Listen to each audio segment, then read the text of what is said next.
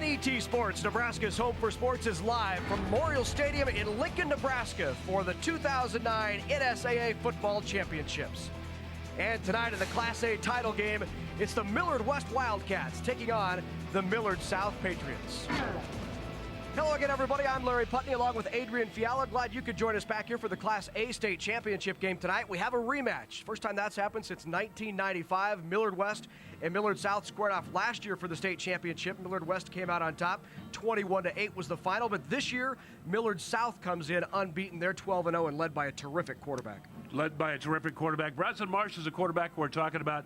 Over 2,300 yards passing, 25 touchdowns, and he does it behind a massive offensive line, Larry. And I think that's going to be a big, big difference in tonight's ballgame. But Bronson Marsh also can get into that dual threat category. He runs the ball very well, again, behind this massive line, doing a great job there. But their defense has really come on extremely strong here in the last half of the season. Quentin Urban is the guy who has really led that defense here in the later stages of the season. So it's going to be an extremely interesting game, especially when you see the incentive that they have after losing in the finals last year. They want this game very badly. Millard West has been on fire as of late. For more, we go to Matt Davison. He's the third member up here of our crew. And Matt, when you talk about Millard West, they do a lot of formations, a lot of Wildcat stuff, but it always ends up in the hand of Vinny Guido. And Vinny Guido's the guy they're going to try to get the football to. Millard West knows what it's like to win state championships. They did it a year ago. To do it again here tonight, they're going to try to get the ball to Vinny Guido. 6 feet and 185 pounds. He's really tough. If you haven't seen him play, you're in for a treat tonight. Over 1,100 yards rushing, 14 touchdowns, at another couple hundred yards through the air, and another 2 touchdowns. He's a dynamic back. And their quarterback, Zach Whittam, over 1,100 yards passing as well, with 14 touchdowns to go along with it. Of course, these two teams met earlier this year. For more on that, let's go down to the field to John Bishop. Well, you know, Larry, a lot might be made of last year's state championship game matchup, but as you mentioned, these two teams met in week 3 of the regular season, and really that game had as much influence over what may happen tonight as anything, because it was in that game that Bronson Marsh accounted for a rushing and a passing touchdown. Within the first 10 minutes of that contest, the Patriots never looked back. It was after that game, however, that Kirk Peterson installed Zach Whittam at quarterback, and since then, Millard West has been a different team. They've rattled off 9 straight victories. They're back here in defense of their crown, and they're going to try to get revenge on the team that handed them that last loss of the season. All right, thanks very much, John. Should be a good one tonight, as these two teams just completely different, I think, for both teams than when they met earlier in the season. Really, just their identities have totally changed from that first part of the year. So who knows what to expect from these two guys. We do know, as we said in the open there, that Bronson Marsh is one of the most talented quarterbacks that we've seen in Nebraska high school football history, and we'll see what he can do in terms of his dual capability. And Whittam's on a mission right now, guys. Their quarterback, Millard West quarterback, on a mission to make sure his team wins again like they did last year. They beat Millard South 21-8. Well, and when you have two teams that know each other as well as these two do, even though we could talk about how much they've changed and maybe they've morphed as the season has gone along, still, they know each other and they know the personnel pretty well. So two teams that are so familiar with each other, you'd think you're going to have a pretty tight battle here tonight. I don't see either team running away with this one. So Millard South and Millard West, and once again a rematch of last year's Class A state championship battle. That was won by Millard West 21-8. The last time that happened, two teams coming back and playing for the Class A state championship again after meeting the previous year was 95-96. Also involving Millard South, they took on Papillion La Vista 2 consecutive years. Millard South won it in 95. Papillion La Vista got the payback in 96. So good news for Millard West and for Millard South. Millard South comes in undefeated at 12-0 on the season. And Millard West, those 2 early losses to Lincoln Southeast and Millard South, 24-7 and 28-0. And about midway through that 4th game against Omaha Burke, they were still trailing. And talking to Kirk Peterson this week, he said, "You have no idea how bad we really were at that point in the season." He said, "People who follow us understand we were not good." Well, Zach Whittam then took over in the 4th game, and fortunes changed for their team, and he has really been a big plus for their ball club. Over 1,100 yards passing, 14 touchdowns. He has thrown 9 interceptions, however. And that defense of Millard South, as I said earlier, they've really just steadily gotten better as the season has progressed, and they'll be on their toes to see if they can pick off a few against quarterback Zach Witham. Another thing to take a look at and keep an eye on tonight is what exactly will Seth Turman, the offensive coordinator for Millard West, come up with tonight. He loves to scheme you early, show you something you haven't seen before. He runs a lot of the same plays, but on a very different formations to try to see if he can create an advantage for his offense. Team's about to be introduced. One of the most popular sports pieces of music that you're ever going to hear right there is the tunnel walk music has taken over the stadium.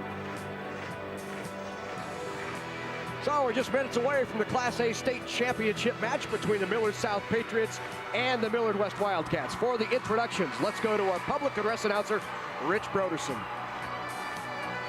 Good evening, ladies and gentlemen. Welcome to Memorial Stadium and the 2009 Nebraska School Activity Association State Football Championship Final for tonight's Class A contest between the Millard West High School Wildcats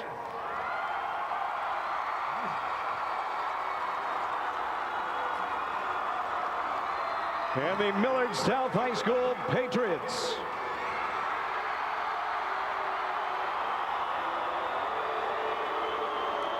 And now for the introductions of the players and the coaches. First, for the Wildcats of Millard West. Number 4, Daniel Schmidt. Number 5, Vincenzo Guido. Number 7, John Howard. Number 10, Zachary Linebaugh. Number 11, Nash Bowden.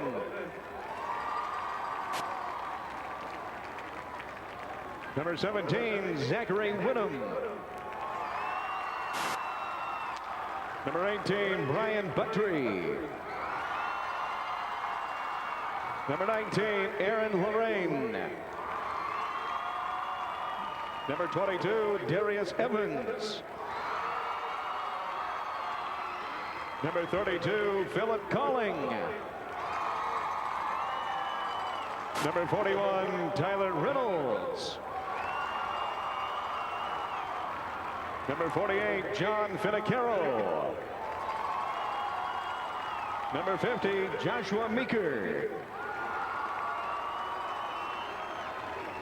Number 52, Jeffrey Schnabel.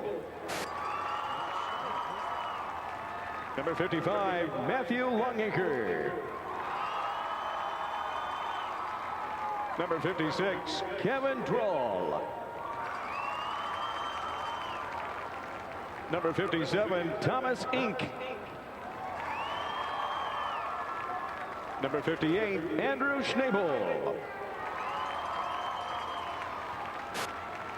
Number 63, Eric Byerly.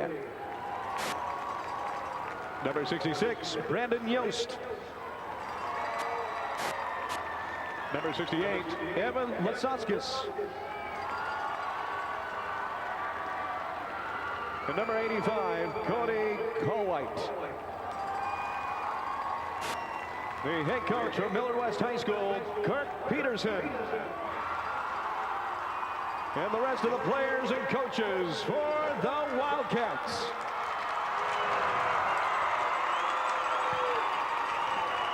So Kirk Peterson leads his Wildcats onto the field for the second consecutive year, also looking for their second consecutive state championship. They've been here 4 times, or 13 total times in the playoffs. They were champs in 2001 and last year in 2008, a runner-up in 98 and 99.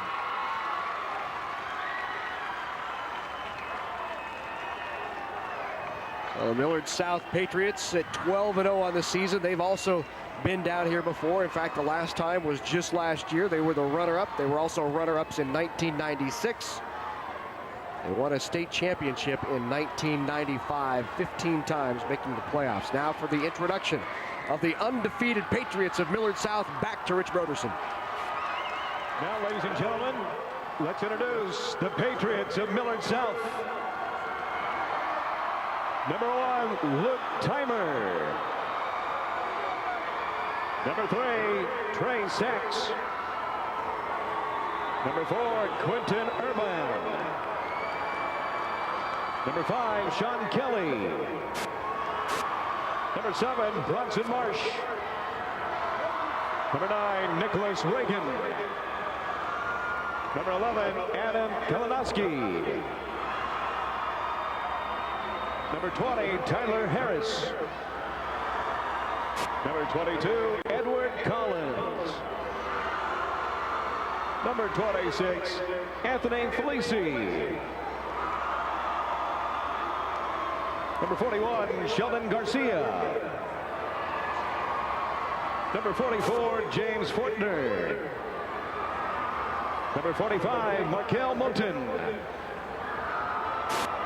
Number 54, Jordan Wisdom. Number 55, Kyle Payne.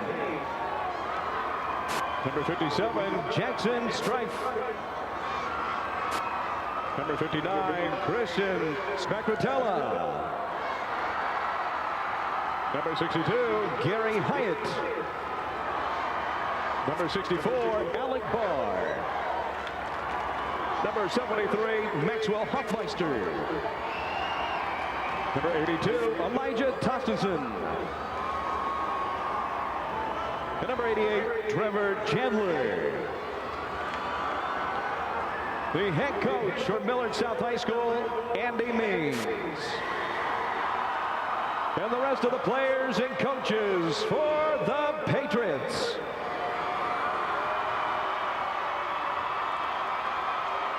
Well, it's been an impressive season for the Millard South Patriots. They've run the table to this point, 12-0 on the season, starting out a big win over Lincoln East to open the year, and they haven't looked back, averaging 49 points per game throughout the season, and a big win in the semifinals, and knocking off Elkhorn 36-17. Let's take a look at where these two teams are from. Obviously, they just traveled down I-80 to play this game. A lot of Millard vehicles on their way here. The West Wildcats 10-2 and South at 12-0 on the season.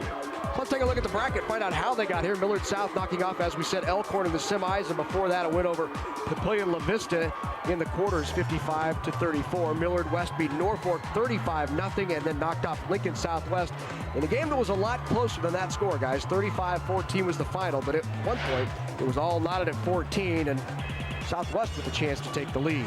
And now for the introduction of our national anthem, let's go back to Rich Broderson. On behalf of the Nebraska School Activities Association, its member schools, and U.S. Bank, welcome to the 2009 NSAA State High School Football Championship Finals. Ladies and gentlemen, please rise and remove your hats to honor America as the Omaha Burke High School Octet, directed by Mr. Merlin Lemke, sings our national anthem.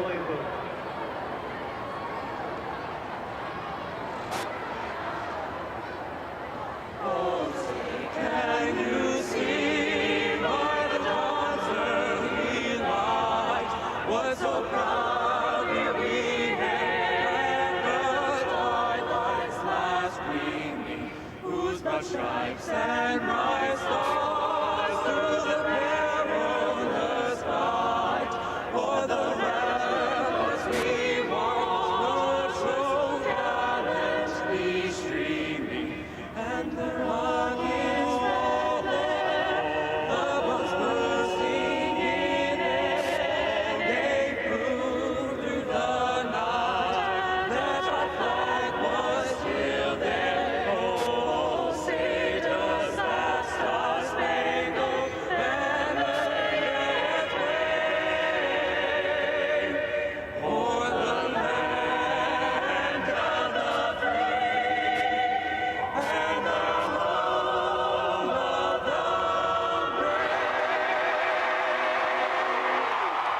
Outstanding job by the Omaha Burke High School Octet. We're ready for football. Class A state championship on the line.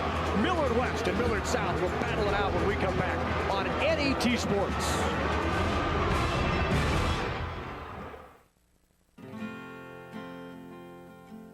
Farmers rely on it.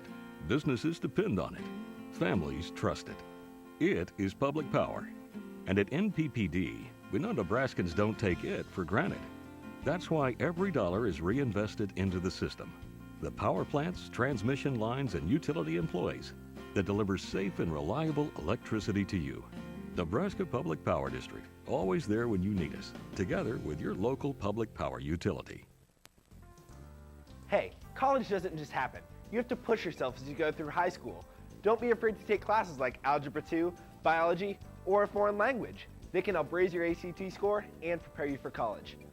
I wasn't the smartest kid in high school, but I took the tough classes and I passed. So what are you waiting for? Push yourself over to your counselor's office and sign up for them. They won't be easy, but you'll be glad you did.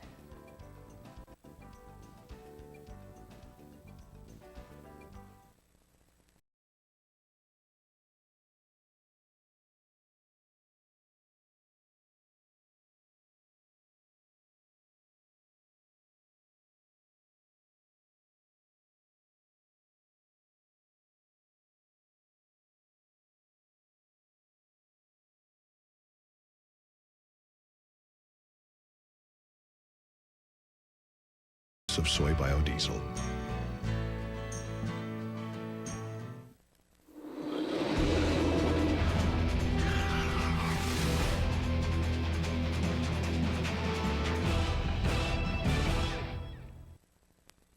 Along with my partner Adrian Fiala, I'm Kevin Kugler, inviting you to join us for Big Red Wrap-Up this week on Wednesday. Kevin will recap the K-State-Nebraska game with former Husker and my broadcast partner, Matt Davis. Join us next Wednesday for Big Red Wrap-Up right here on NET, Nebraska's home for sports.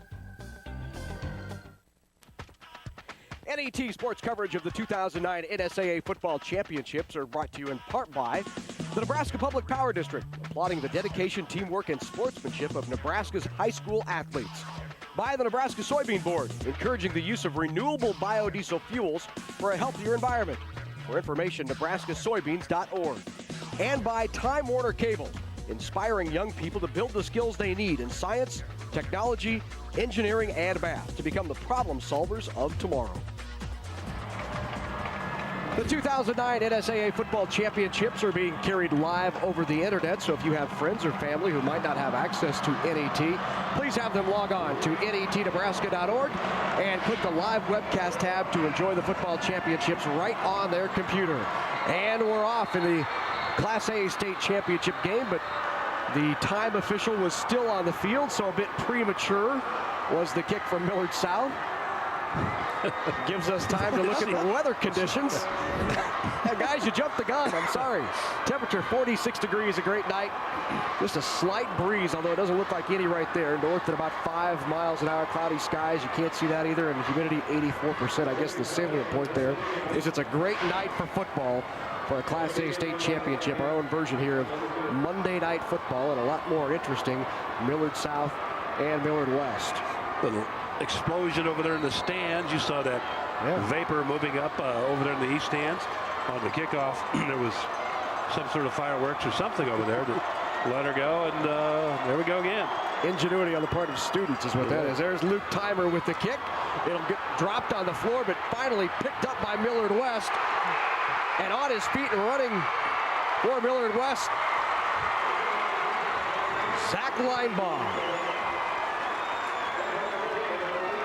Little bit of a fumble there, but they were able to make something out of it. Let's take a look at the Millard West offense. Zach Whittem is your quarterback. Fullback, Vinny Guido.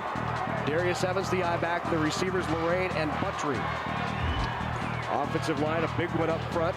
Ascusis, Byerly, Meeker, Schneibel, and Colwhite. So first down and 10 from the 35 for the Wildcats. Give right away up the middle to Evans. Evans is stopped there by that interior line, and there on the tackle, Jackson Strife. Take a look at the defense for the Millard South Patriots. First, that front four, Barr, Strife, Hyatt, and Wisdom. Linebackers and backs. Kelly, Urban, Garcia, and Felici are the backers. Quarterback and safety, Harris, Kalinowski, and Reagan. So on the carry, they'll give Evans a couple of yards. 2nd down and 8. On the pitch to Evans. He's going to look to throw, but pulls it back down. Stays on his feet, reaches out and stretches for a gain of about 1 or 2 more. Evans had designs early on of maybe going downfield, but the receiver was covered up. Great work that time by Jordan Wisdom right there.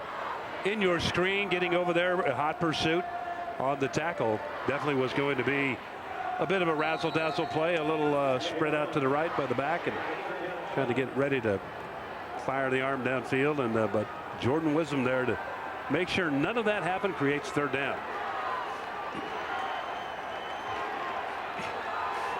3rd down and 7 for the Wolverines. The keeper rolling to his right, flips it out, and complete. And a nice grab by Millard West and a 1st down on 3rd and 7. The catch by Brian Buttry. Dumping that pass right over the backer into coverage.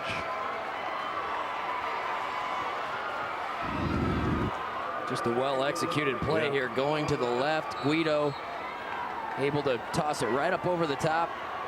And a nice play made, a big gainer, and a big 3rd down, I think, to start this game for Millard West. So Evans the tailback in South Territory at the 44-yard line. Then a give to Evans. He has some room. Down the 40, ball pops out, but covered up by Millard West. We know how important ball security is, as we've seen through the course of the football season, not only at the high school level, but across the board, college and pros. Evans is going to come up. Great job by number 41 there, Sheldon Garcia, to pop in on the tackle after a short gain. But between Darius Evans and Vince Guido, Millard West, a great tandem running, a couple of running backs that move the ball upfield. Ball covered by Lasakis, the offensive lineman. So 2nd down and 8 for Millard West. Dropping back to pass is Whittam. Out of the flat, caught by Buttry. A gain of 8 and another 1st down for the Wildcats. What a nice pass. Standing in the pocket. Whittam able, I bet he threw that ball 35 or 40 yards, Adrian, on a dime on the out route. It's a long time for the ball to be in the air. And Matt, he had no idea he was going to get busted once he let go of the football, but he did, and the referee was right there to check the play out. He had a notion with that flag, but did not throw it. So a couple of early 1st downs for the Wildcats. Down to the 33-yard line of Millard South. Fakes the give and kept by Guido. Guido, a gain of about 7 yards on 1st down. That'll bring up 2nd and 3 for the Wildcats. There you see that burst from Guido. Fakes the handoff on the read option, and then hits the hole so fast. And he hits it with a fury once he gets there, Adrian. He really packs a punch at the end of the run. Yeah, he's quality, one of the highest quality running backs in the state this year. 1,294 yards at the Class A level, 14 touchdowns, and excellent receiver. 14 catches to go with that. So I'll give him 6 on the carry to bring up 2nd down and 4. Back under center is Whittam. He heads off to Evans. Evans up the middle, and he's drugged down from behind by Sean Kelly. From that linebacker spot, Kelly with 66 tackles on the year. 3 sacks, 2nd on the team for the Patriots. So a crucial 3rd down now coming up for the Wolverines. South running a four-man front. However, that last defensive set, they brought up a backer on the right side, and then just played gap control with the two remaining backers and limited that run to a very, very short game. Devin Reeves now at the fullback. They stick it in the belly of Reeves. And easily he gets the 1st down. Down inside the 20-yard line to about the 18. 1st down, the 3rd straight for the Wildcats. And think about it in this first drive, how many different formations we've seen, how many different options Millard West gives you to look at as a defense. Everyone touching the ball through the air, on the ground. Just give you a lot to think about as a defense. And in that last set, Reeves sitting very, very close to the quarterback with him on the play. And we talk about the ability to find the running back once the snap takes place. And he's not he's let's say he's average. Reeves is about 5'10" and 185. Well put together, strong young man. But again, tough to find. Hide behind that center and that quarterback right off the B gap, and he gets loose and has a good pickup. So Millard West driving inside the 20-yard line. They'll take a timeout. Let's take a look back at last year's Class A state championship matchup. In the finals in Class A, it was a battle of these same two Millard schools as the undefeated Millard West Wildcats took on the Millard South Patriots. Let's look back at 2008. Tonight in Class A, an all-Millard final as Millard South takes on Millard West. And that's Evans bringing it back up the middle, and Evans has room. He could go. Evans gone. Touchdown, Millard West. First kick of the game. Overthrow, but pulled in. Caught. Niedermeyer. Easy touchdown. The interception by Millard South. Touchdown, Millard South. Intercepted by Anthony Myers. Blocked away right at the last minute by Myers. Pulled down in a sack. Marsh under pressure, steps up and brought down. Down at the 2-yard line, intercepted for the Millard West Wildcats. It's a state championship and the first ever undefeated season in school history. So that was the final last year between Millard West and Millard South. Here's a look at the Class A championship history. The last 5 titles have all gone to different teams. Millard West in 2008, Central won it in 07, Kearney, Millard North, and Creighton Prep back in 2004. Look at Andy Means walking out to his Millard South defense. They give to Evans. Evans piles in there, and he's stacked up by that interior line. Nice play by the Millard South defense, and Jordan Wisdom again in there to make the hit, 54. Also, Sheldon Garcia from his linebacker spot getting a little piece of the action as they all get set and get ready to go again. Tough territory right down here. They're encroaching now on the 15-yard line. Lorraine wide right. Evans in the slot. Guido takes the Wildcat snap. He's got room inside the 10 to the 5. A flag on the play, and he's driven back, but not after he got the first down. I think they're going to get a hold out on the edge there on Lorraine, I think. Larry, that's about the only call it could have been, unless there was a quick face mask. Well, he got the hand. The hand went across the mask. We'll let him sort it out there. Our referee, Felix Mitchell with the call, holding against the Wildcats. There's the referee, Felix Mitchell. The rest of the crew, the umpire, Robert McLaughlin, Kelvin Nesbitt, Ryan Woodard, both the counsel as the back judge, and our timeout official, or our red hat, Rick Stromer. It's a big call. It goes from 1st and goal at about the 5-yard line back to 2nd and 9 at the 17. And you hate to see this. You'll see it out on the right side, number 19, Lorraine. You'll see a hold, or unless they get 20. Oh, they get Evans, I'll bet, right there. Number 22. Evans called out of the corner for the hold. Now 2nd down and 9.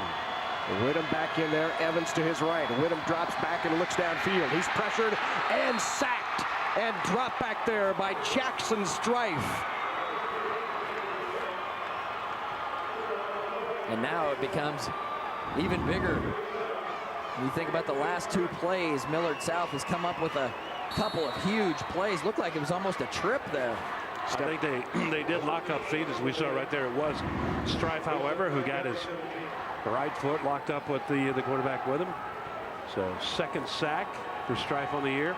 Strife stepping right on top of his foot, and Whittem tripped down. So that'll bring up 3rd and long. 3rd down, 17. Guido wide left, Lorraine also left.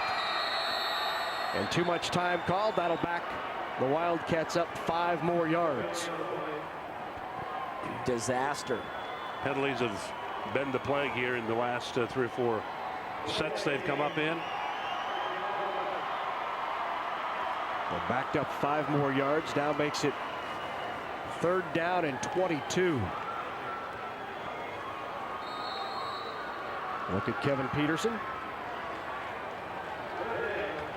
Guido split out all the way to the left side, the bottom of the screen.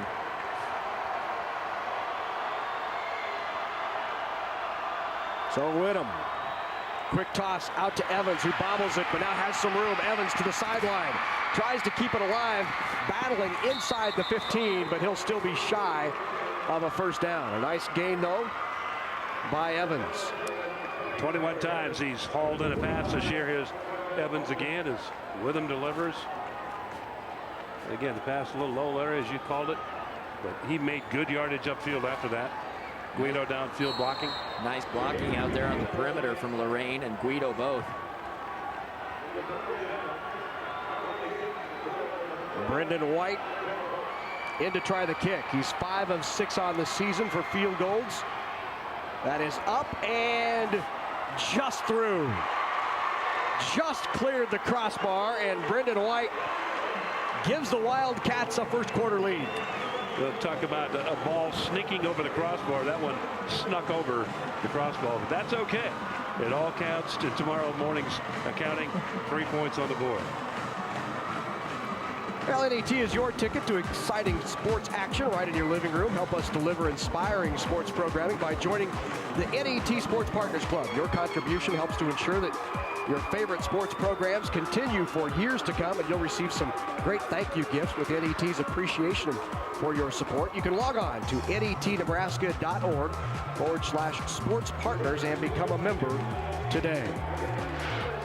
Let's go down to the field to John Bishop. John. Adrian, you were exactly right. That thing just barely eked over the crossbar, but I think more importantly than the Wildcats coming away from points, look how much time they took off the clock on that 1st drive, keeping Bronson Marsh and this very dangerous Patriot offense off the field. You have to rate this a successful 1st drive, despite the fact that they had it in the red zone and committed a couple penalties that cost him maybe a touchdown. Yeah, about 7 minutes and 20-some seconds coming off the clock. They took the football over with 11:53.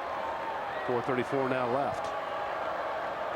A 32-yard field goal by White gives them a 3-0 lead. The ball will be taken at about the 8-yard line by the Millard South Patriots, and Felici returns it back outside the 25 to about the 26-yard line. Let's take a look at the Millard South offense. The Patriots 12-0 on the season. The quarterback, he's a good one, maybe the best in the state. Bronson Marsh, the quarterback. Saxon Urban, the running back. Felici and Kalinowski are the wide receivers. Guys up front, Hyatt, Hoffsmeyer, Payne, Spaccaratella, Barr, and Chandler is the tight end. And they are huge. We'll tell you about them here in a second. So from the gun, Bronson Marsh, split backs are Sax and Urban. And the give, dropped. Eddie Collins for a loss. Take a look at that defense for the Millard West Wildcats. Longacre, the defensive end, along with Droll, Yost, and Inky are the defensive tackles. Backs and linebackers, Calling, Fittecaro, Riddle, Schmidt, Bodine, Hauer, and Linebaugh is the free safety. Linebaugh started out the year as quarterback for Millard West, just one of the many changes. Ball gets dropped on the ground. Marsh back on top of it, but he's dropped by Matt Longacre. Big play by the Wildcats. Extremely big play by the Wildcats right there. A dead down for Millard South. See it again right there. As Marsh looking upfield, and the ball kind of hitting the hip, right off the right hip of the ball carrier on the play. Marsh looking for the play now from the sideline. So now from the shotgun goes Bronson Marsh. Back into the backfield comes Collins. He's back there along with Trey Sachs, and Marsh will take a timeout. So a little confusion on the part of that Millard South offense, and Bronson Marsh decides to trot to the sideline and talk it over with Andy Means. Well, Sunday on NAT television, remember the scent of warm apple pie or cookies cooling on the counter? The smells whisk us back to precious times with family and friends. Well, those fond memories are captured in NAT television's The Recipe Box. Cooks across Nebraska share their family favorites, and NAT television picked the best, traveled across the state, and whipped up some homemade dishes and heard the stories that made those so special. Tip your taste buds with NAT television's The Recipe Box. It's Sunday night at 7 Central on NAT1 and NAT HD. So a good start, guys, for the Millard West Wildcats. South a bit, still trying to feel their way here early on. A bit tentative, exactly, Larry. They're still trying to find their way in this first quarter here.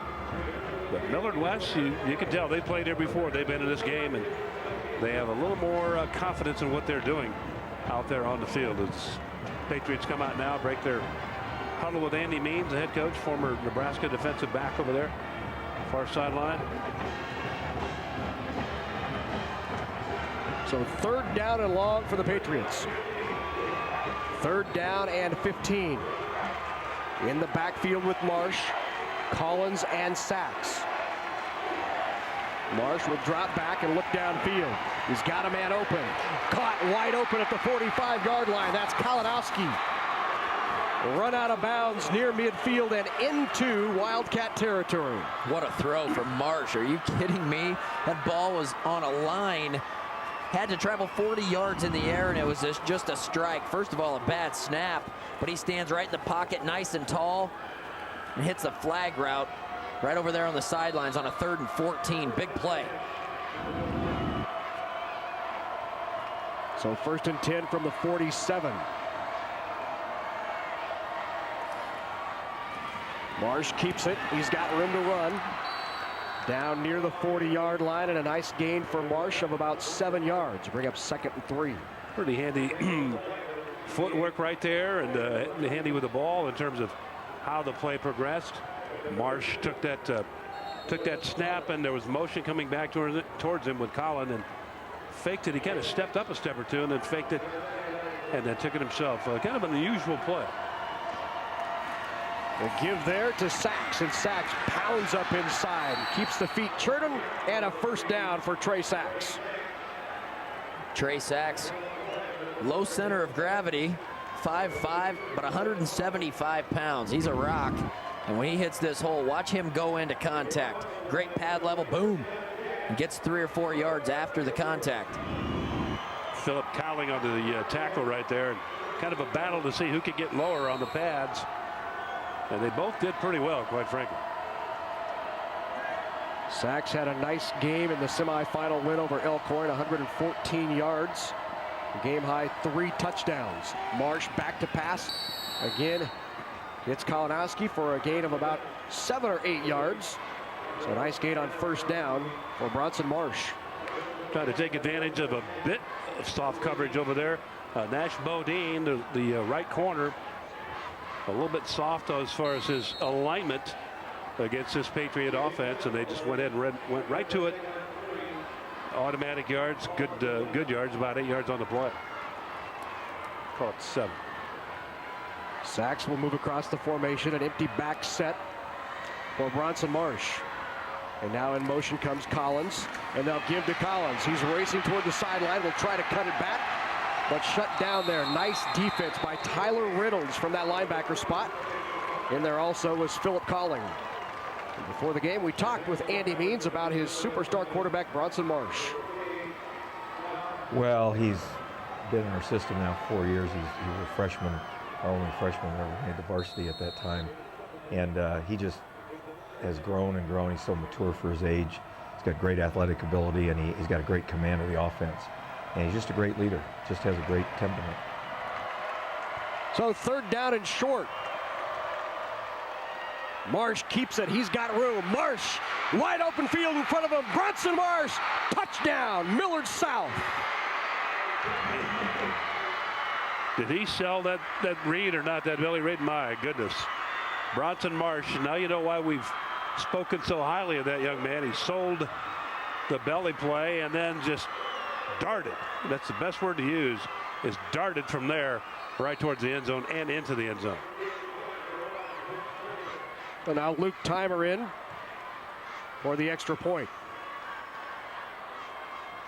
Timer's kick is up and right through the middle. So Millard South comes back and answers Millard West's first drive and puts up 7. It's 7-3. A look at Bronson Marsh.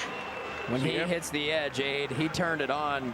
Yield. I was surprised at the speed. I knew he could throw the ball. I knew he was a pretty good athlete, but faster once he got into the open field than what I thought. He will contend this spring for the Class A gold medal in the high hurdles. Will Bronson Marsh? Saw a little glimpse of that right there. He wasn't jumping any hurdles, but he was moving out for sure. But I love the way he sold the belly play on the play action. I want to remind everybody the Big Red Wrap-Up will not be seen at its regular time on Tuesday night at 7 Central due to the NSAA Football Championships. Instead, the wrap-up can be seen on Wednesday night at 7 o'clock with a look back to last Saturday's game against Kansas State. Plus, we'll look ahead to Colorado and what Nebraska can expect. Please join us for Big Red Wrap-Up at a special time this week, Wednesday night, 7 Central on NET1 and NET-HD. A special guest for that show, Matt Davison, will be in studio with Kevin Kugler and Adrian Fiala. I'll do what I can during that 20 minutes. Hold us up. Hold us up.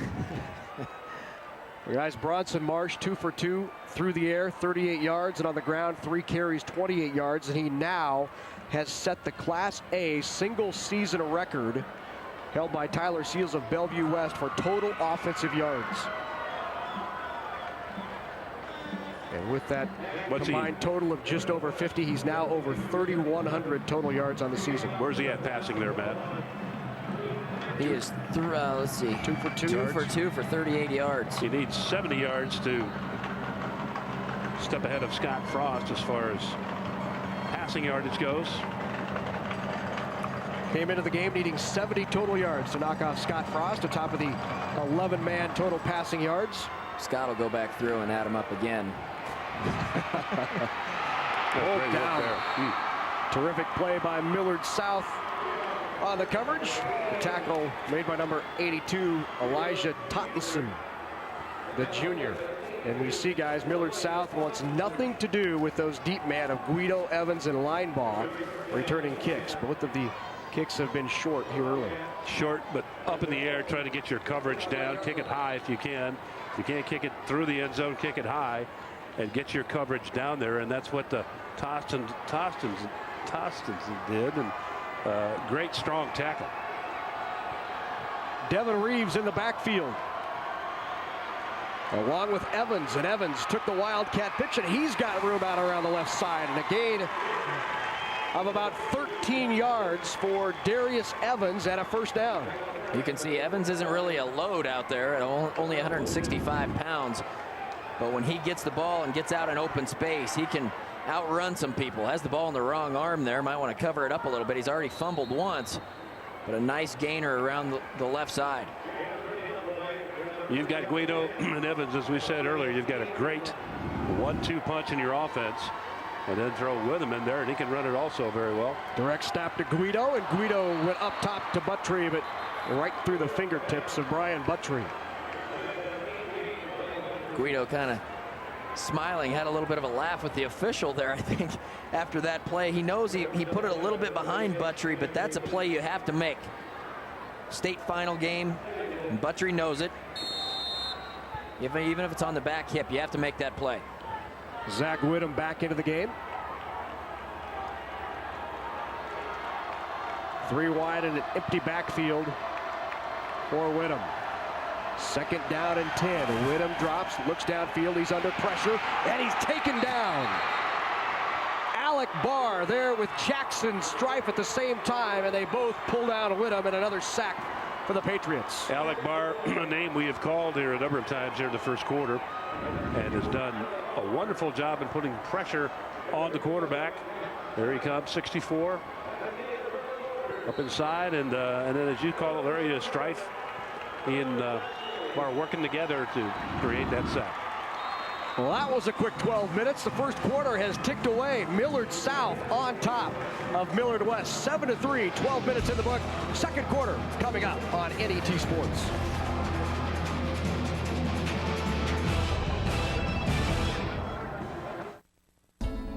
programming made possible by Time Warner Cable, supporting local educators by providing free cable connections to public, private, and parochial schools in our area. Time Warner Cable, the power of you. How do you give those young men the opportunity to live the dream? Follow the dreams and the story of a Nebraska tradition. Walk-ons, Huskers Edge. Coming in December to NET1. Hello, I'm Jeff Beckman, and I'm inviting you to invest in the NET Sports Partners Club today. Just log on to our website and become a shareholder in the Sports Partners Club, and then choose from our selection of outstanding appreciation gifts. Thank you for helping us continue airing your favorite sports action here on NET.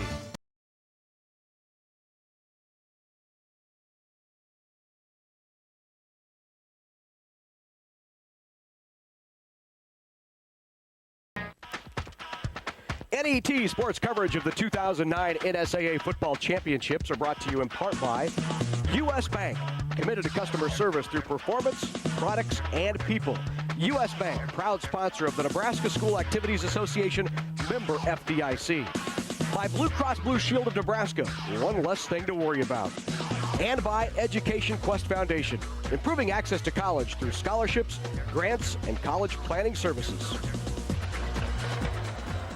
Well, one of the best ways to slow down that Millard South offense, which leads at 7-3, is just to keep them off the field, and that's what the Wildcats have done to this point. Only one possession for the Patriots as we start here early in this second quarter. Whittem under center.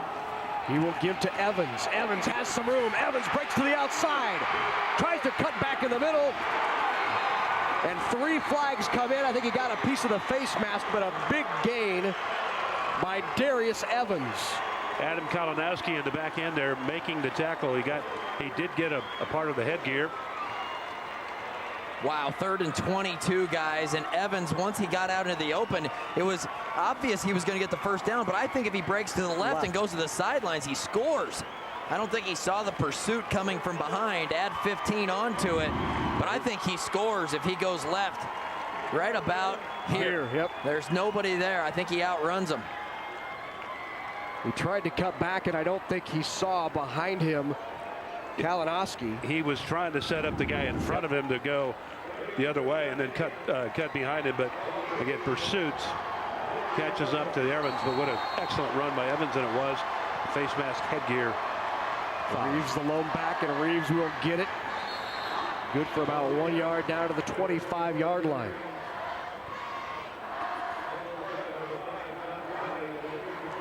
Bring up 2nd down and 9 from the 25 for the Wildcats. This multifaceted offense of Millard West continues to play keep away. If nothing else, they flip the field here. And it would have been good field position for the Patriots. After a 3rd and 22, though, they run a draw and get a first down. Whittem inside give to Lorraine, and Lorraine is stacked up. There one more time is Alec Barr. Barr was Buttry with the carry, and Alec Barr shuts him down. Earlier, we talked with head coach Kirk Peterson about his quarterback, Zach Whittem. We switched Zach for 3rd game. It was actually when we were playing Millard South the first time. Gave us a little better passer, a little taller, more physical than what Zach Linebaugh was. You know, we probably added 6 or 7 inches to our quarterback's height, so all of our passes weren't getting batted back into our face. So he's added a little bit of a dimension for us this year that's really helped us out. Whittem's thrown for 1,200 yards on the season, 14 touchdowns. Does a nice job on the ground as well. 50 carries, 193 yards, 8 more touchdowns on the ground. 6'2", he can stand back there and get that ball up and over the oncoming rush, as coach is talking about. Reeves again in the backfield beside Whittem. Evans, Guido, and Buttry are to the right. They'll toss it out to Evans. Evans cuts back down to about the 25, another short gain. Decision time now, 4th down and 9.5 yards. Kind of nowheresville here. Be a long field goal. Probably just have to go for it on 4th down. Brendan White, their kicker, 5 for 6 on the year, but doesn't look like he's number 29. Not coming into the game right now. Buttry runs into play. He and Lorraine will go up top. In the backfield, Guido and Evans. The fake to Evans, rolling out right, goes toward the end zone to his tight end, double covered and out of reach. They'll turn it over on downs. Millard South is held. He had Aaron Lorraine short in the short zone, wide open. Nobody around him at all. Lorraine had run a route well enough that he was beyond the sticks by a yard or two. And they'll take a look at that and say, next time, take a look at your guy dragging across the middle. Kirk Peterson in his 7th season, 15th year at Millard West.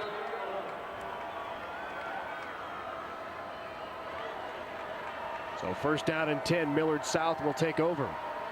Marsh in there at quarterback. Marsh rolling to his right. Looks downfield, has a spot, he'll take it. Flag on the play. Marsh puts his head down, knocks over a defender, and gets a good 10 yards, but we'll have to check on the flag back at the 24-yard line. He is angry, isn't he? He's going after it. Wow. Just ran over a defender. I think it's going to come back. It is going to come back. It's on Millard South. The preliminary sign was holding. Still an impressive run, though. We talked earlier about Millard South's size up front. I'm going to go through it here real quick for you. Their left tackle, Gary Hyatt, is 6'3" and 285. Left guard, Max Hoffmeister, is 6'5" and 290. Center, Kyle Payne, is 6'1" and 285. Christian Spaccaratella is the right guard, 6'3" and 250. Alec Barr, 240. You can see right there, the left side of your screen, it was Spaccaratella that had the handful of jersey and called for hold. They're really going to be tested tonight, though, by Matt Longacre. Only 235 pounds there on the D line, but might be the 2nd best lineman in the state behind Rodriguez from Aurora. You'll get to see him tomorrow night in Class B, the future Husker recruit. 1st down and 21. The inside give is shut down by Millard West. Nothing there for sacks. The stop inside made by Kevin Drall.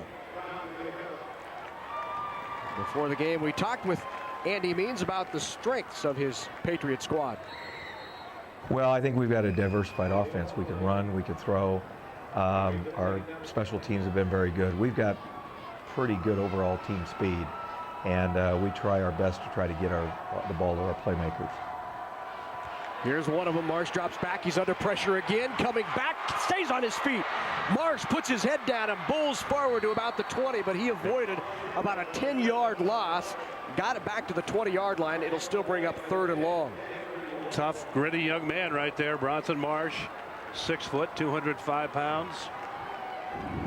Very, very strong up in there. And there you see the big fence up front, blocking for him, and he gets away from everybody. It saves, like you said, Larry, about 10 yards, 10, 11 yards on the play. So 3rd down and 15 now for Marsh and this Patriot offense. Sacks in the backfield along with Marsh. Marsh will drop back, look downfield. Plenty of time for Marsh. He goes up top and deep, but over the head of Kalinowski. So Millard West holds the potent South offense down.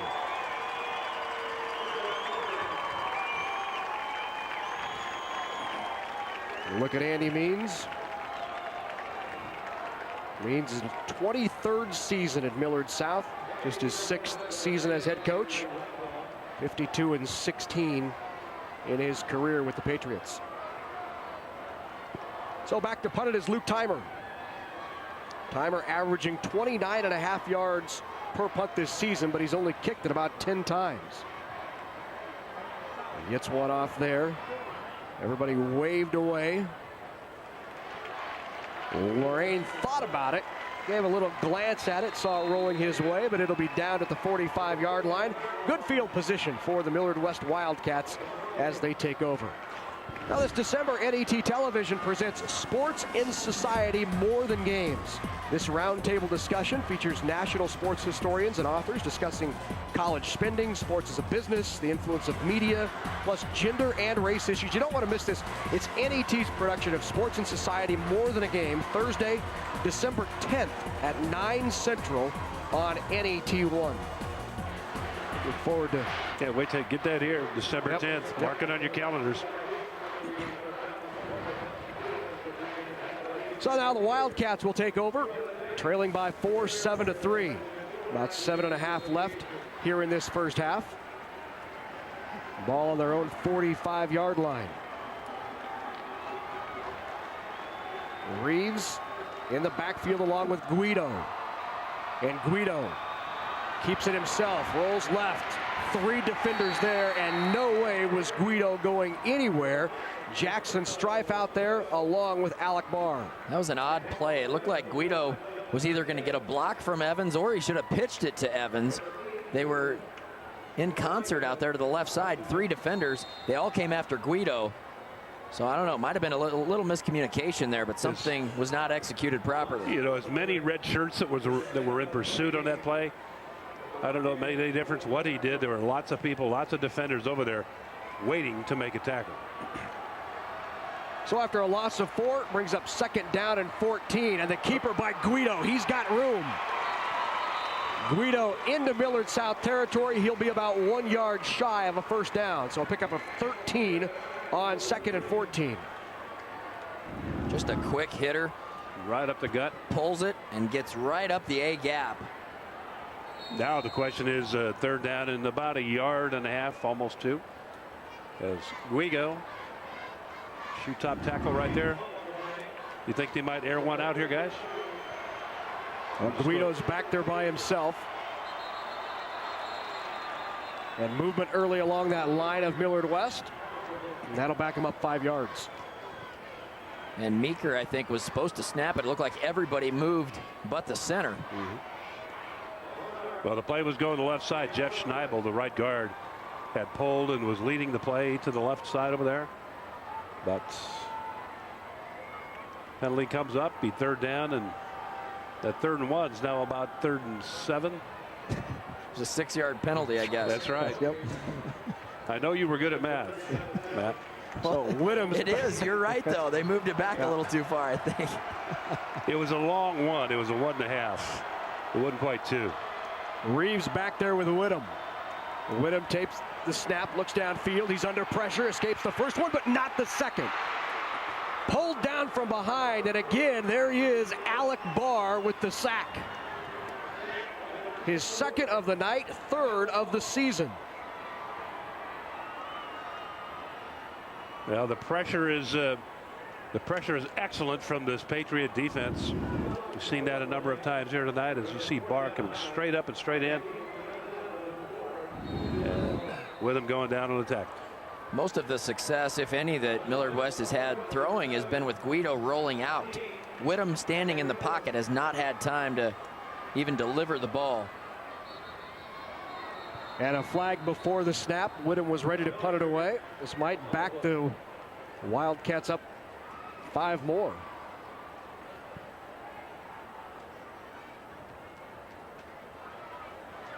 No, it's called against Millard South, so they were lined up offsides. They were. I think it was the man at the bottom of the formation, right on the left side, just lined up right in the neutral zone. So now 4th down and 4. Whittam will stay on to punt it away. Whittam averaging 38 yards per punt. Urban is back deep. Bounces at about the 20 and takes a good Millard West roll down to the 15-yard line. So that's where Millard South will set up. Well, it's time now for our NSAA Championship Trivia. Be the first person to email us at sports@netnebraska.org with the correct answer, and you'll win an NET Sports athletic grade t-shirt size extra large and a Big Red Wrap-Up logo cap. So the question tonight for our Class A Trivia: which Class A team has the most appearances in the NSAA playoffs. The first correct email to sports@netnebraska.org will win the NET Sports t-shirt and Big Red Wrap-Up logo cap. And remember, only one winner per household during the 2009 state championships. So the Patriots take over with a 7-3 lead. Just under 5 minutes left here in the first half. John Bishop made a great point about time of possession. Right now, over 13 minutes for Millard West. Millard South only just under 6 minutes, so double the time of possession plus for Millard West at this point. Marsh is in there, gives it off to Sachs, and Sachs bowls his way out past the 20-yard line. Sachs is a guy that going into this game, a lot of people thought could really be the difference in this one. Marsh obviously gets a lot of attention, and deservedly, great player. But Trey Sachs really adds another dimension through the running game. Only 175 pounds, but a really, really tough kid. So 5 in the pattern here for the Patriots. Marsh looks right under pressure. He pulls it down, keeps it himself. And a short gain for Bronson Marsh. That'll bring up 3rd down. Good work in the secondary that time by Millard West. Had everything pretty well covered up back there. No place for Marsh to go except to pull it down and run. Comes up a bit short here. So 3rd down and 3. There's your 3rd down efficiency. Millard South 2 of 3. Millard West 3 of 6. In the backfield for the Patriots, Collins, the fake to him. Marsh rolls right. He's got plenty of room. Points to the blocker.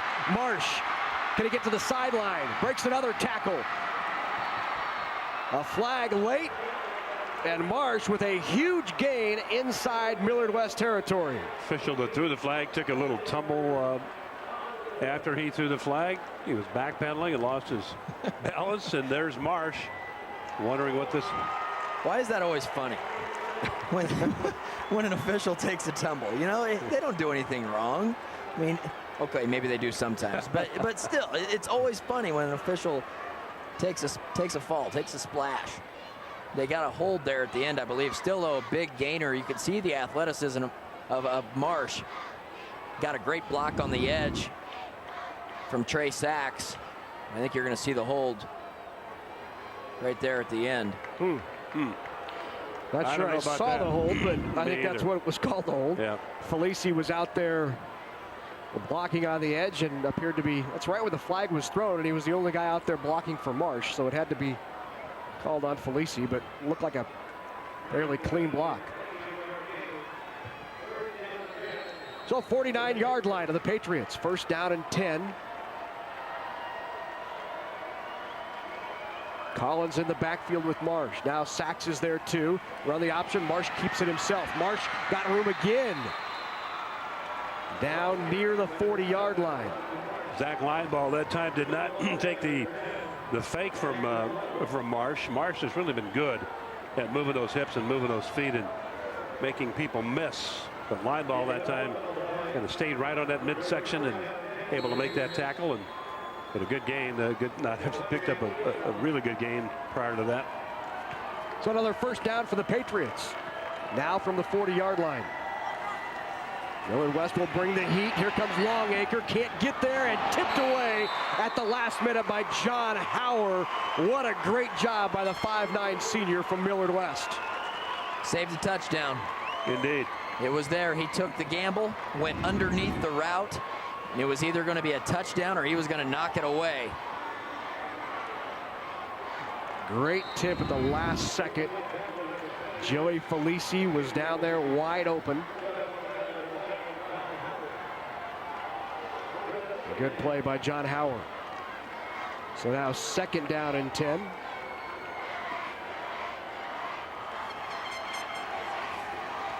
Collins in the backfield with Marsh. I'll give it to Collins. He's got room. Spins out of one tackle. And pulled down after about a 7-yard gain. That'll bring up 2nd down and 3 for Millard South. Brandon Yost coming from his defensive tackle spot that time to make that hit, to make that tackle. Creates this 3rd and 3 as you called it, Larry. And Millard South trying to make a play right here. Keep this thing going. Split backs. Collins and Sachs in the backfield. The fake to Collins. Marsh looking up top. He's under pressure. Gets away. Goes downfield. Tossed up. Nearly intercepted. Tipped away out there by Tyler Reynolds. Probably should have been picked. Larry Reynolds had great coverage there. Marsh tried to throw it up over the top, but underthrew the ball after he got out of the pocket, and probably should have been going the other direction. Good Millard job. West ball. Good job by Marsher to get away from pressure. As no doubt that should have been picked off. Trey Sachs was that? The I intended think receiver. Sachs became a defender there and did a good job of not allowing the interception. So 4th down and 3. Millard South will go for it. Empty set. And a timeout is called by Millard West. So the Wildcats want to talk it over as Millard South is looking at 4th and 3 in Millard West territory.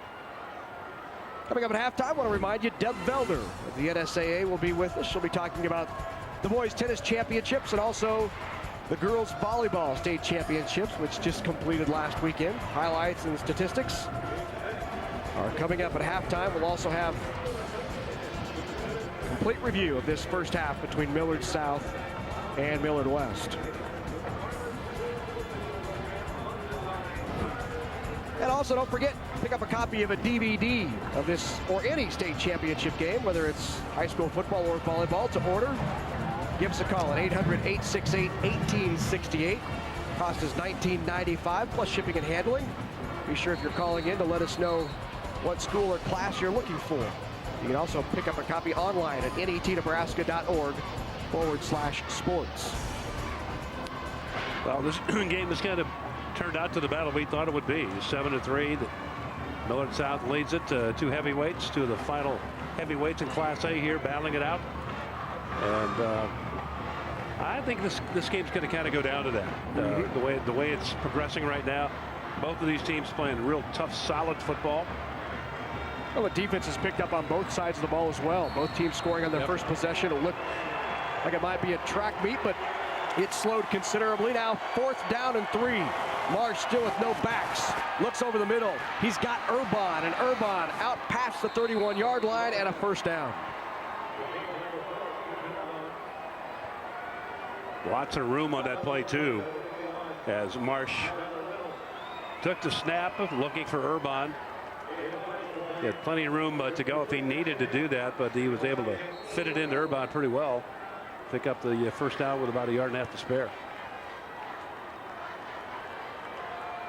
So 1st down and 10 for the Patriots, leading 7-3 at the 2-minute mark. Marsh goes right up the middle, spins his way down to the 25. We'll spot it right there. A gain of 3 yards on 1st down for Marsh. 2 timeouts left for Millard South. Under 2 minutes to go. Clock is running. Not a lot of concern, I guess, at this point. Still plenty of time with those 2 timeouts to huddle and make sure to get a good play.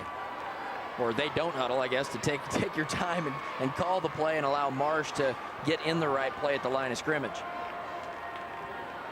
Sachs in the backfield with Marsh. 4 wide. Urban comes into the backfield. Now they'll option to Urban out on the edge. Good heads-up play to stay home by Tyler Reynolds and shut down Quentin Urban.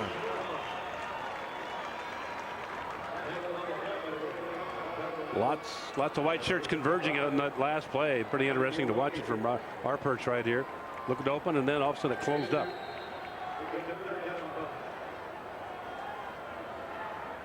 So 3rd down and 5 from the 23-yard line.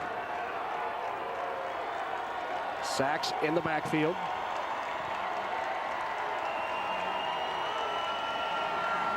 Millard West will bring pressure off the corner. Marsh spinning, trying to get away from it.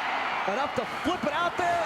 Almost picked up by Sachs out there off of the tip. Couldn't hold on to it and pounds the turf in frustration. Well, Marsh is just such a strong kid. I'm impressed with his strength. A couple of guys draped on him, trying to pull him to the ground. Maybe an ill-advised throw, but they were outnumbered out there. Millard South had 3 guys, Millard West only with 1, so I guess give it a shot. He threw it out there, and Trey Sachs almost comes up with an unbelievable catch. So Luke Timer in here. Timer to attempt a 40-yard field goal. It's up and on its way, and Timer has got it. So Luke Timer has kicked a 32-yarder and just make it a 40-yarder to give the Patriots a 7-point advantage at 10-3. Timer came in at 2 for 5 on field goals, his longest 46, but he gets that one here as time dwindles down here in the quarter. But well done, well placed, and the snap was not all that good. And who was holding on that play? I didn't even catch his number, but great job to get that snap up and get it in a position for Timer to kick it. Well, a reminder, we'd love to know what you think about our coverage on NET Sports of the Nebraska High School Football Championships. Sit down and send us an email. Send us your comments at sports@netnebraska.org. We'd love to know what you think. We had a comment earlier today from Hastings, Nebraska. It says, your coverage of the Nebraska State High School football games is outstanding. One suggestion, have the players not wear their helmets when being introduced. So we'll pass that along to the organizers. Let everybody know you'd like to see the kids' faces as they We'll take head out on the field. any suggestions, unless it has to do with the announcers. And then Stick with us to the end. When they present the medals, you'll see when they present medals, they are without helmet. So Luke Timer once again, the high kick taken at about the 25-yard line and stopped right there. Nowhere to go for Vinny Guido.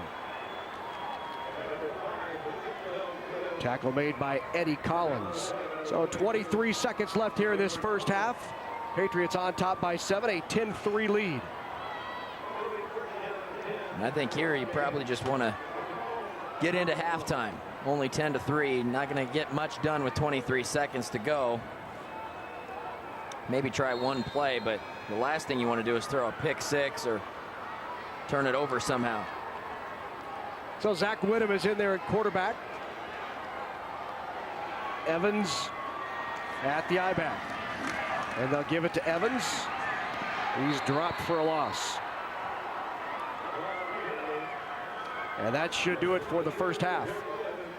Unless Kirk Peterson takes a timeout for one last play.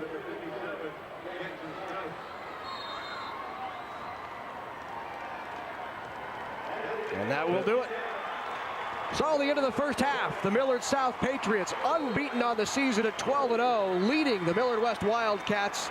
It's 10-3 at the half. No, just that battle we talked about, guys, going on right now, 10-3. Still anybody's ball game. Still waiting for some of these people we talked about earlier to really catch fire. A quick start for both of these teams as they came out each scoring on their first possession, but then the defenses started figuring it out a little bit, settling back in. Let's go down to John Bishop on the field. John. Coach Means, first half, you got the 10-3 lead, but it seems like that Wildcat offense has been giving your defense the most problem tonight. Well, we're going to make some adjustments here in the second half. They're doing a good job, our defense. We've just told them, keep them out of the end zone. We got to get the offense, the ball back, and we get the ball here to start the second half, so we got to make something happen on offense. Cleaning up the penalties probably important, too. That would be nice, yeah. So we'll see what happens. Good luck second half. Thank you. All right, thank you, John Bishop. We are at the half of the Class A state championship football game. Millard South and Millard West, and the Patriots lead it 10-3 at the break.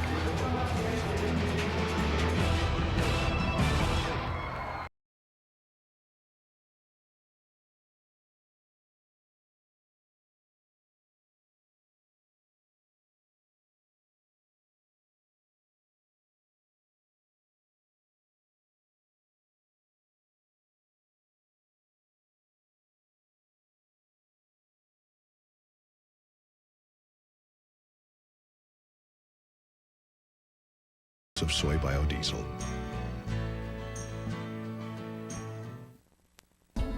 Programming made possible by Time Warner Cable, supporting local educators by providing free cable connections to public, private, and parochial schools in our area.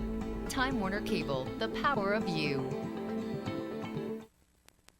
Programming provided by Nebraska Public Power District.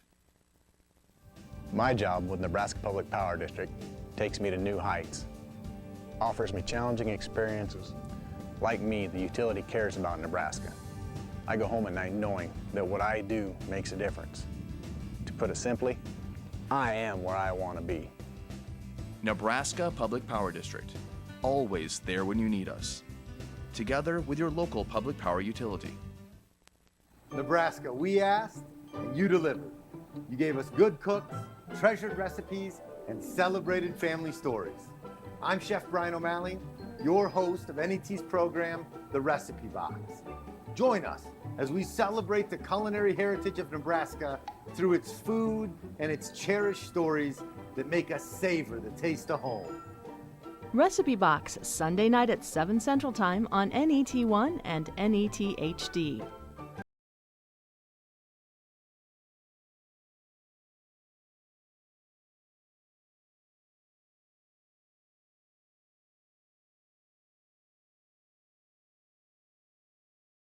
NET sports coverage of the 2009 NSAA football championships are brought to you in part by the Nebraska Public Power District, generating electricity with a balanced mix of energy resources, including wind. By the Nebraska Soybean Board, encouraging the use of renewable biodiesel fuels for a healthier environment. For information, nebraskasoybeans.org. And by Time Warner Cable, providing cable, internet, and digital phone service for your home or your business. And welcome back to Memorial Stadium in Lincoln, Nebraska. State football championship and the Patriots on top of the Wildcats. It's 10-3. Pleased to have with us here at halftime Deb Velder, the Associate Director of the NSAA. Thanks for joining us. It's been a busy fall. A lot of good things going on. Of course, boys tennis, girls volleyball. Let's start off and talk a little bit about the boys tennis tournament. Okay, we had some new and exciting things in store this year for the boys tennis tournament. Unfortunately, Mother Nature stepped in and kind of took care of a lot of our great plans that we have. But this was our first year for district tennis in Class B, and our attempt to run the entire state tennis tournament in Omaha at the Cook Center. But due to the weather, we were forced indoors at Hanscom Court, and it still was a great tournament because the players had the space, and actually, it is all about the players and giving them the best playing court, so that worked out fine for them. They probably appreciated playing inside rather than outside of the snow anyway, I would think. Yes, at that point, the courts were just a little too slick, and, our number one concern is the safety of the students, and that's what we're going to look at first. Let's take a look at the state champs. This is the boys tennis tournament. The state champions, Creighton Prep and Lincoln Pius, a couple of teams we've seen before in these positions. Yes, they've kind of taken a stronghold in regard to the top spots in tennis. They've got some great programs and some outstanding athletes. Now let's move on to the girls' state volleyball tournament. That was contested not this past weekend, but 2 weekends ago here in Lincoln at, the Nebraska Coliseum, which is always fun for players from around the state to be able to compete in that venue. Yes, it is. It was a great volleyball tournament. Basically, from our standpoint, administratively, it was pretty uneventful. So I think that's a real tribute to the players and the coaches, because that is where the focus is to be. And the icing on the cake was playing at the Coliseum. That's always a thrill for these girls. And things are in store for changes next year, but we sent things out in style here in Lincoln. Talk about that a little bit. I know you're moving the tournament next year out to Grand Island. They're going to be gracious hosts, I'm sure. Talk about that move.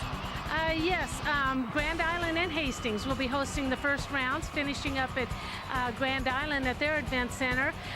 They have been working diligently over the past year and have been meeting continually, and will be meeting more often now as we get closer. But they're very excited and dedicated to making sure that the move is a great one and one that is appreciated by the athletes and the coaches.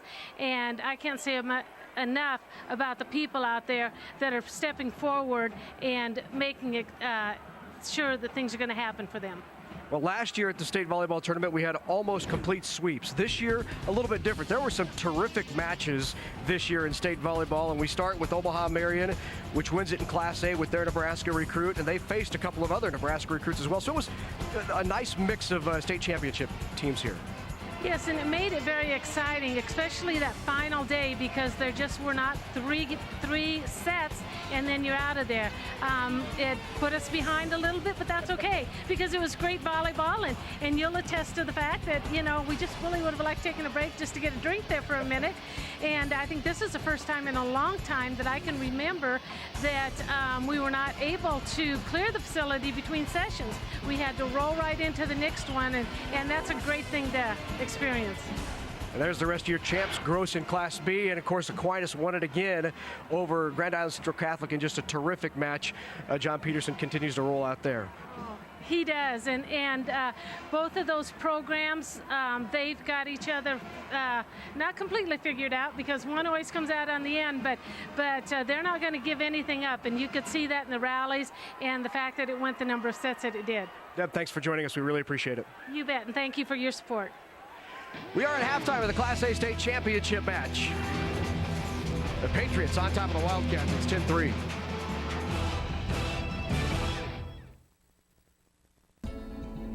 Programming made possible by Time Warner Cable, inspiring young people to build the skills they need in science, technology, engineering, and math to become the problem solvers of tomorrow. Time Warner Cable, the power of you.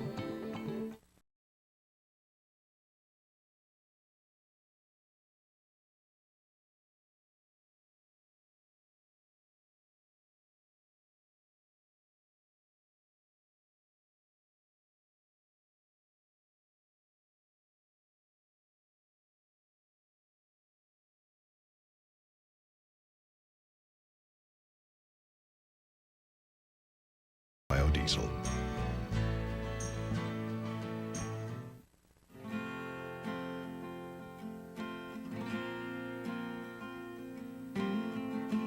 Always there when the day begins. And we exist to generate your power, deliver it safely, and answer your call. We are always there through snow and storm. We reconnect lives and make things brighter for your family and ours. Nebraska Public Power District. Always there when you need us. Together with your local public power utility.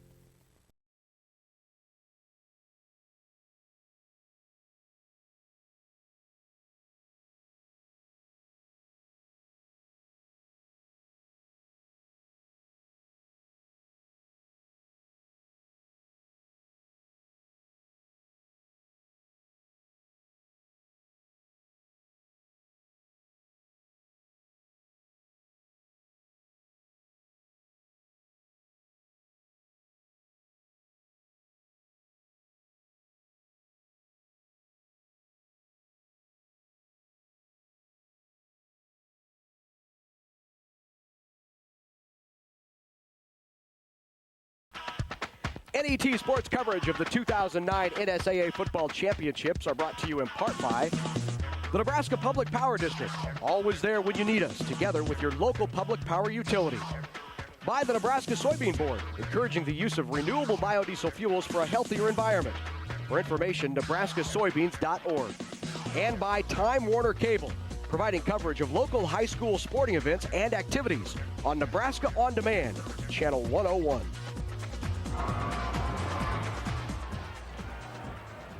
Welcome back to Memorial Stadium in Lincoln, the Class A state championship game. We're at the half. Patriots on top of the Wildcats. It's 10-3. Let's take a look back and see how we got to that 10-3 score. Early on, the Wildcats looked very good. They came out in the Wildcat, and it was Vinny Guido early on, taking the direct snap, flipping it to Buttry, who had a nice gain. Millard West really moving the ball quickly. Another catch by Buttry on the outside. Buttry with 2 catches for 28 yards. And then in comes Brendan White, knocks it through from 32 yards out to make it 3-0. Millard West strikes first, but back comes Marsh. He begins to heat up. That's a wide open Kalinowski down the sideline, and then Marsh keeps it himself. And a great run by Brendan Marsh. makes it 7-3, a 27-yard touchdown run there by Marsh. And that Millard South defense really started to heat up. 3 sacks in the first. Marsh leads his team down the field one more time before half, and with just about 30 seconds left, a 40-yard field goal by Luke Timer, and that's where we're at. 10-7, Patriots are on top of the Millard West Wildcats. So here's a look at the halftime stats, and you see the rushing yards heavily in the favor of the Patriots, largely thanks to Bronson Marsh, who has 85 rushing yards on 8 carries. Through the air, it's about equal with the total yards in favor of the Patriots. 3 of 7 is Marsh. Both teams have put it on the ground a couple of times, but nobody has lost a fumble in both teams with 6 first downs. So guys, a very close first half between these two. Millard South leading it 10-3 at the half. You know, you get a couple of scores, and then they just kind of sparred around and danced around the rest of the first half. So we are at the half of the Class A title game. It's 10-3. Patriots on top of the Wildcats. We'll be back. John Bishop will be with us with one of the coaches. Stay with us.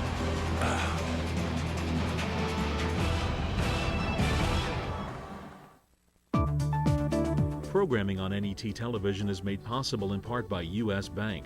The U.S. Bancorp Foundation supports charitable, educational, and community service-oriented organizations in communities across Nebraska and the nation.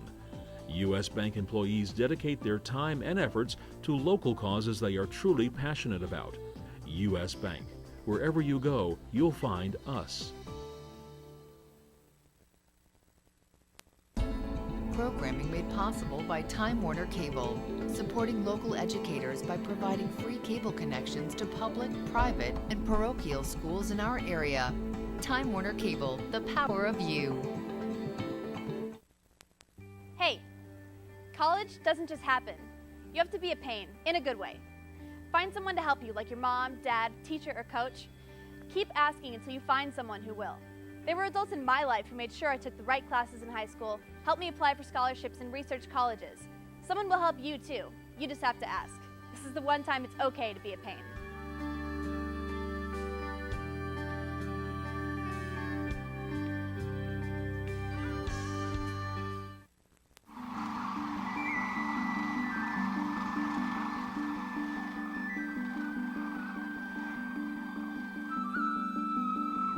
Coming in December to NET1.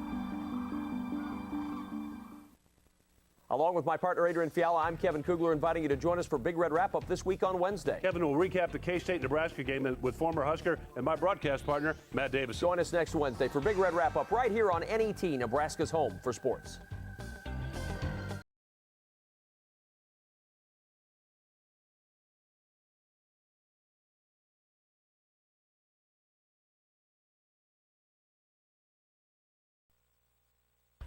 NET sports coverage of the 2009 NSAA Football Championships are brought to you in part by U.S. Bank, committed to customer service through performance, products, and people. U.S. Bank, proud sponsor of the Nebraska School Activities Association, member FDIC. By Blue Cross Blue Shield of Nebraska, one less thing to worry about. And by Education Quest Foundation, improving access to college through scholarships, grants, and college planning services. Back at Memorial Stadium at the half, 10-3, about ready to get underway in the third quarter. But first, let's go down with John Bishop. He's with the coach, Kirk Peterson. Coach, your first half offense success seemed to be centered around the Wildcat offense. You going to see more of that in the second half? Well, it's whatever Seth thinks he can get going. You know, we just got to move the ball. We've hurt ourselves a couple times with penalties. You know, we're sitting third and 15, and then we get a friggin' penalty. You know, and then the next play we run, we get 15 yards. So we're fourth down, have to kick a field goal. We like where we're at. We absolutely love where we're at. We're in the game. You know, 2 months ago when we played them last time, the game was over by now. So we're excited about where we're at. What about Bronson Morrison in the second half? You had him contained a couple of times, but he escaped. Yeah, just got to tackle better. You know, he's a big, strong kid. He's a great athlete, and he leads their team, but we just got to do a better job tackling him. Good luck. All right, thank you. Never wonder what's on the mind of Kirk Peterson. Well, you know, some call it the game of the plains. Six-man football originated in Nebraska back in the 1930s. 12 high schools competed in the wide-open game this year. NET's Terry Hatch and Perry Stoner have highlights from the championship game recently held in Kearney. Undefeated Arthur County took on defending champion Greeley-Walbach for the six-man title. Both teams scored on their first possession. Trailing 8-6 in the second quarter, Patrick Kennedy brought in this touchdown pass for Greeley-Walbach, giving them a 12-8 lead. But again, Arthur responded on the next possession with this 53-yard touchdown pass from Anthony Trimble to Justin Thomas, taking the lead 15-12. Thomas had 130 yards receiving in the game. They play their linebackers way outside, so we knew that we'd try to exploit the lanes in the inside. So that was part of our game plan, and we knew that we could probably throw on them whenever we wanted. On Arthur County's next offensive play from scrimmage, it was Justin Thomas on another long tackle-breaking pass play, all the way to the end zone again. Arthur County led at half, 23-18. To start the second half, Arthur County didn't wait for Greeley-Walbach to score first. Senior Anthony Trimble took the opening kickoff all the way to put the Wolves up 29-18. Greeley-Walbach came back with the next two scores to retake the lead. This Nordhughes interception set up the first score. Then Nordhughes found Travis Nelson, and the Titans were back on top 30-29. But that was the end of the Greeley-Walbach scoring. Arthur's Matt Simpson found the end zone twice in the fourth quarter. Simpson led the Wolves with 134 yards rushing. The 45-30 final makes Arthur County six-man champs for 2009. We felt like we had probably one of the better teams coming in. If we would have had to play just the same 6 kids or 7 kids pretty much like they did, I don't know if we could have hung in there. And that's the beauty of, this is probably one of the deepest teams I've had. We're planning on going undefeated in the regular season and then going undefeated in the playoffs and win a championship.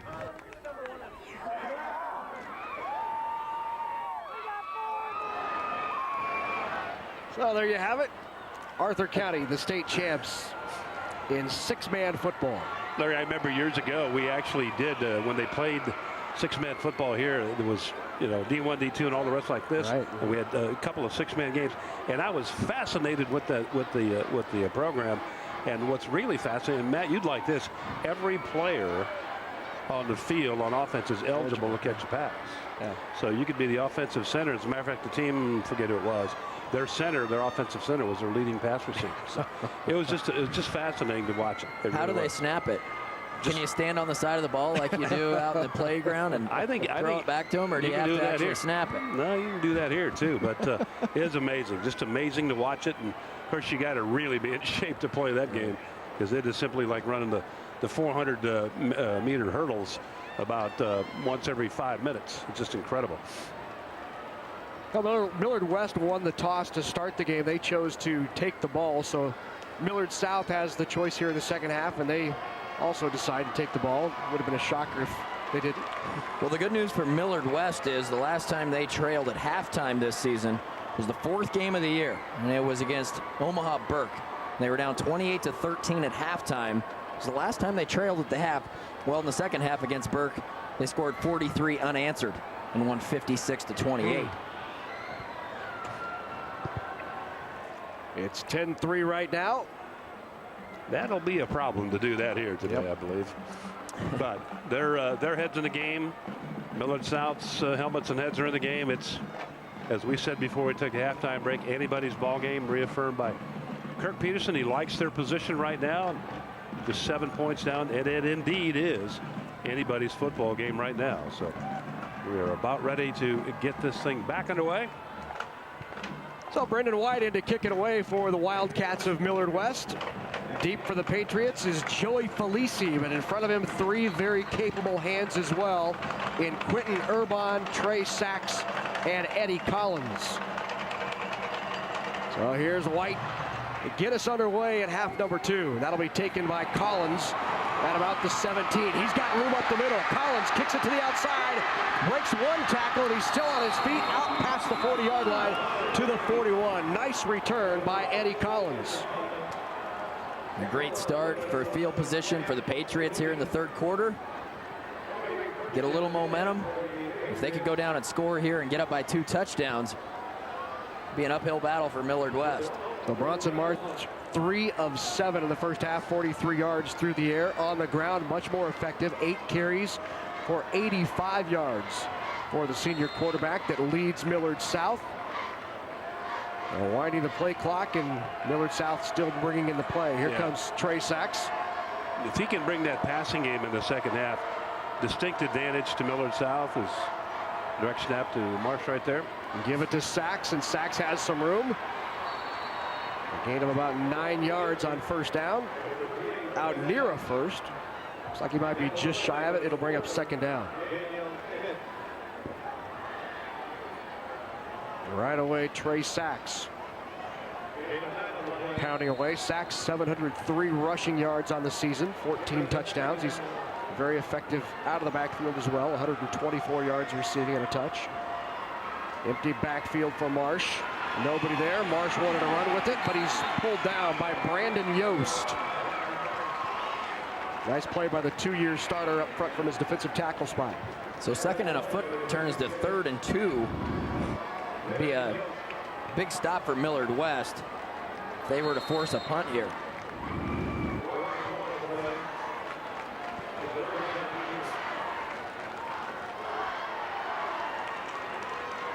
Collins and Sachs in the backfield along with Marsh.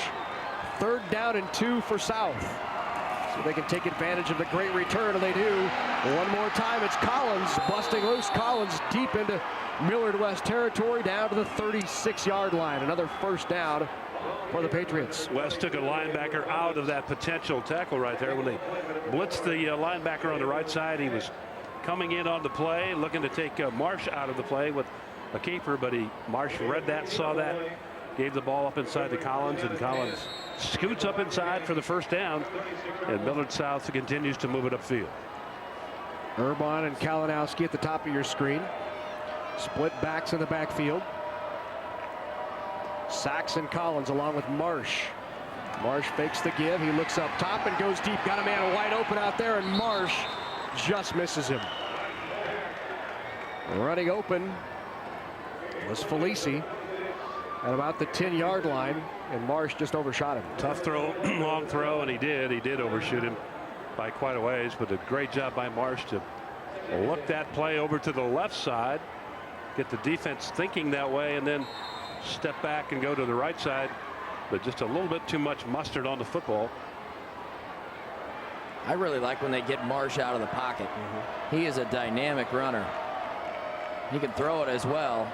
Throws a nice spiral, but he's good in the open field. Marsh fakes the give, rolling to his right.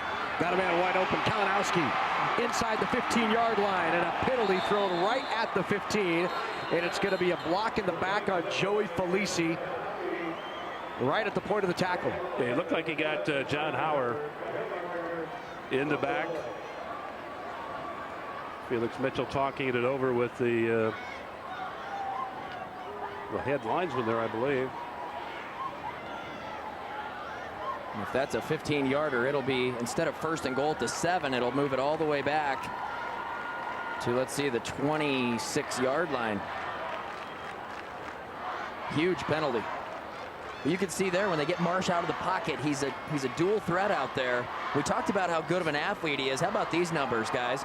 4.5 in the 40, benches 325 pounds, squats 405 with a 34-inch vertical jump. Here's the play one more time, and it was a push in the back right there. Kalinowski pushed out of bounds, so that'll bring up 2nd down and short after the penalty backs them up. Takes away the first down, but still 2nd and short. Marsh on the give to Collins. Collins keeps spinning those feet right back down to the 15-yard line. So right out of the halftime locker room, the Patriots pushing the ball down the field. We always talk about making a statement to start the 3rd quarter. Kirk Peterson trying to get his defense under control here. Watch this run by Collins and the blocking up front again. Well coordinated, well timed. About a 10-yard pickup on the play.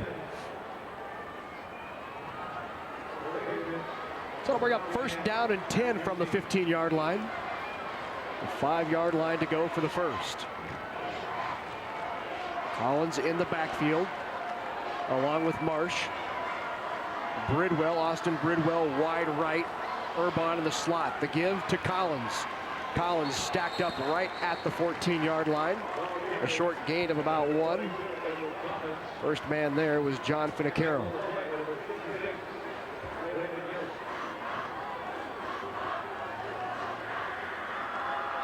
A gain of 1 for Eddie Collins. Second down and 9 as you see Bronson Marsh leads the team in rushing as well as passing. Taking a look at several schools right now: Ohio, UNO, North Dakota, considering walking on possibly at Nebraska. Maybe he's still waiting for a scholarship. Longacre is chasing him down in the corner. Marsh makes a nifty little move. Marsh into contact, pushes through, and a first down for Bronson Marsh. Nifty little move is right, Larry. I tell you, this is quite a piece of running by Marsh. Watch him now with Longacre in hot pursuit. He's going to stop and say, "Hello, you after me?" Yeah, there we go again.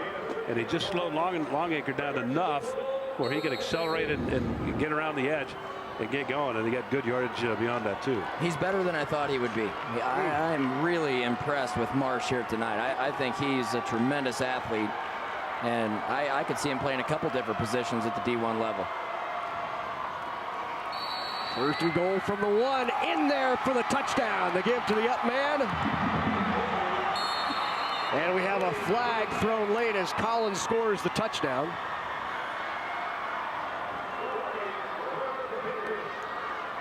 They let him sort it out. It looked like it was after the touchdown, so touchdown likely good, and then we'll have some yardage either knocked off here or on the kick. Unsportsmanlike conduct called on Millard West. Little frustration penalty. You see that sometimes from a defense when they get it shoved down their throat, especially on the goal line. You get a big pile of men and you might see somebody, a little extra push, a punch, something under the pile, and you get a 15-yard penalty on the kickoff. Well, Millard South took advantage of field position. The drive started at the 41. Methodically moved down the field. Luke Timer in to try the extra point. It's down, a kick is up, and it's through. It's good.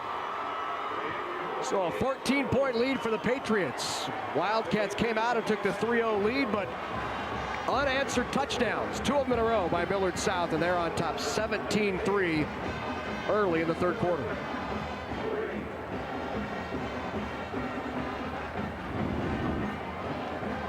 Take another look at that touchdown. We'll take a look here. Yep, a little kind of kick in there late. Looked like maybe Kevin Drall stepping on a hand there. Use a little cleat on top of the hand. That's right. That stuff happens. Let's go down to the field to John Bishop. John, what do you got? Well, you might remember last year we were talking about the guys who developed the huddle system. It's been around for about 5 years now, started here at the University of Nebraska. It's a new computer software program that allows teams to break down their film, design plays, let the players take the playbooks home with them on their laptop computer. We've got David and Bryant here who helped design the huddle system, and I understand both these teams are now using your program. Yep, exactly. Both of these teams, and then Omaha Scott tomorrow will be using it with Class B. About how much of Class A is using your program right now? It's about 85% of Class A and about 400 schools around the nation. And we should also mention it's not just the high school and college, but also the pro ranks. Jets, I understand, are still using it. What about some other teams yet? Yep, the Cleveland Browns are our other NFL team that are currently using it.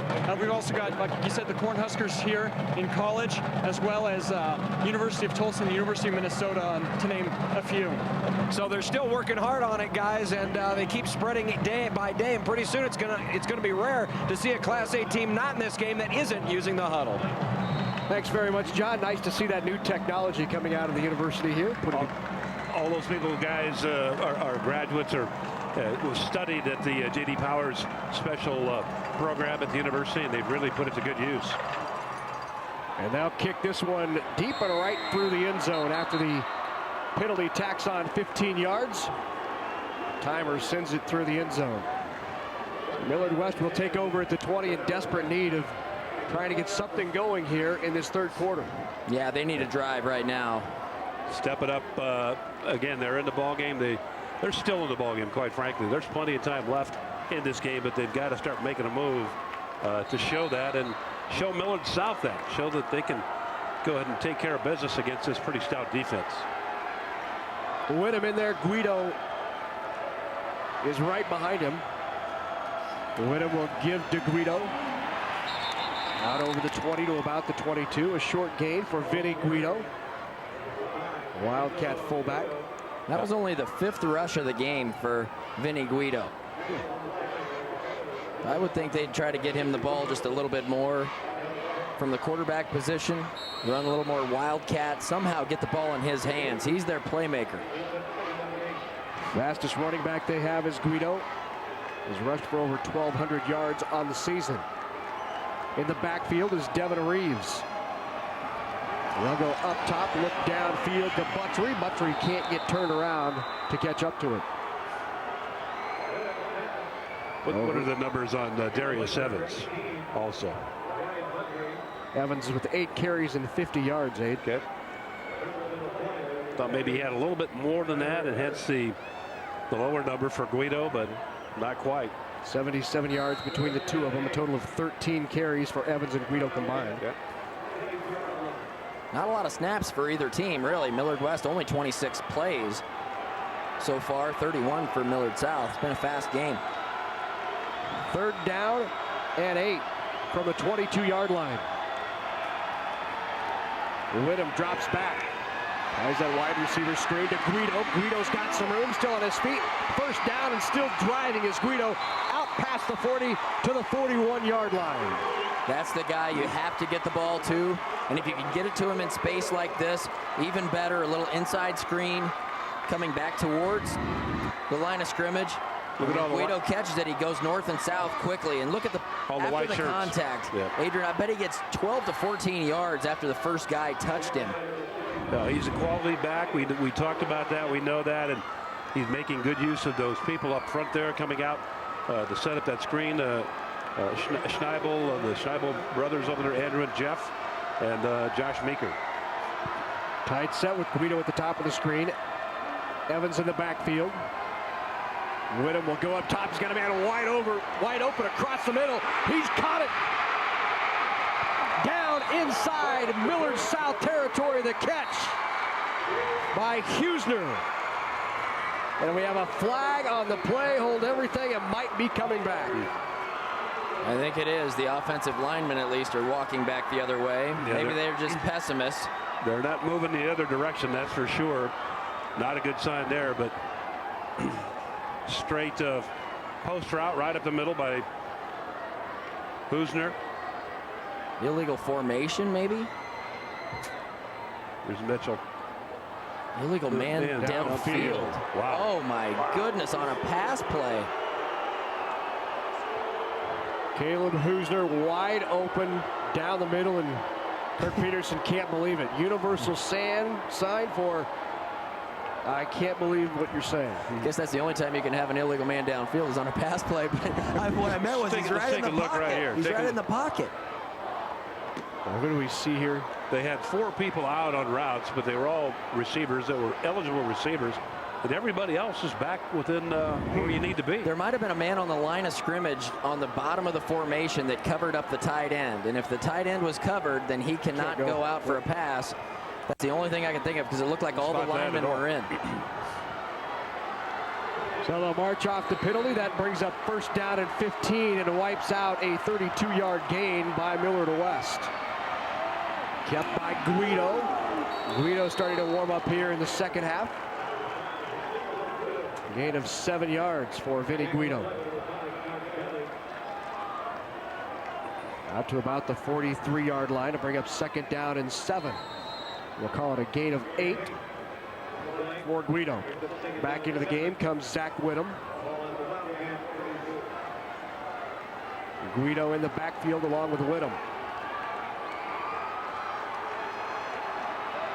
Buttrey and Lorraine at the top of your screen of the wideouts. Left guard. Left tackle on the last play. West got away with that movement. They will not get away with this movement on this play as the left guard moves instead of the left tackle. Eric Byerly with the jump. And the senior knows better than that. That's why after the whistle was blown, he pounded the turf in frustration. Just cannot afford penalties like that. Especially down when you're 2 touchdowns, when you're trying to make a drive. Trying to get your team into the end zone and make a drive and a statement to the other team. You just have to have that poise and that confidence up there up front.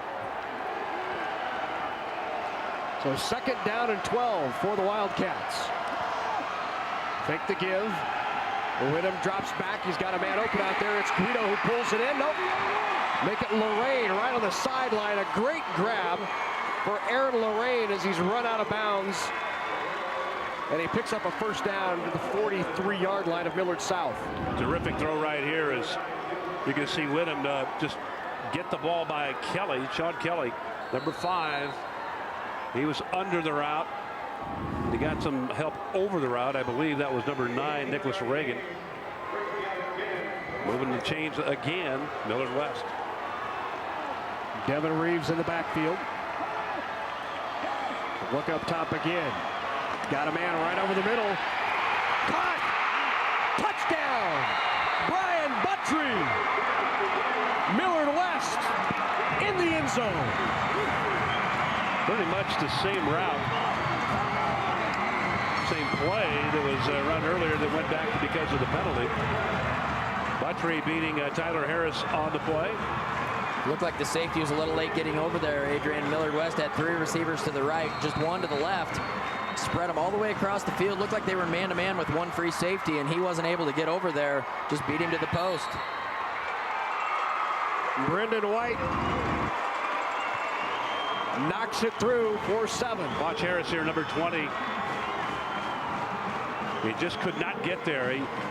His step-for-step pursuit was pretty good, but he just could not get that next step there to make that play. So Whittem hooks up with Brian Buttry and pulls back to within 7. That's 17-10. Just what the Wildcats needed after going down 14. They answer, and they're now down 17-10 in the 3rd. Well, they needed to just capitalize on their situation. And why can we? It was made in the same mechanism with the same clinical trials beforehand, and it'll be monitored in the same way after.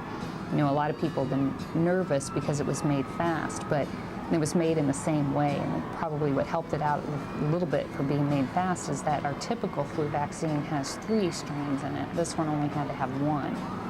I would put a special appeal in for folks that if they don't want to get the flu shot and they wind up getting the flu and then they decide to go to the grocery store because they're not that sick, but they're standing next to somebody who has cancer and is undergoing chemotherapy. Well, that person doesn't want to get the flu. And so I would just appeal to them from a community perspective of do everything that you can to protect your neighbor. It might be your loved one out there with cancer that really doesn't want to get the flu right now. Know what to do about the flu. For more information, visit dhhs.ne.gov. Great grab by the senior Brian Buttry. 3 catches, 71 yards, and that touchdown.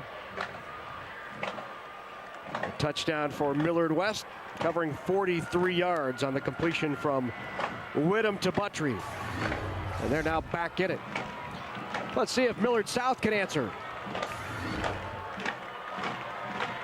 Deep man for the Patriots, Joey Felici. But again, 3 dangerous returners right in front of him, and Urban, Sachs, and Collins.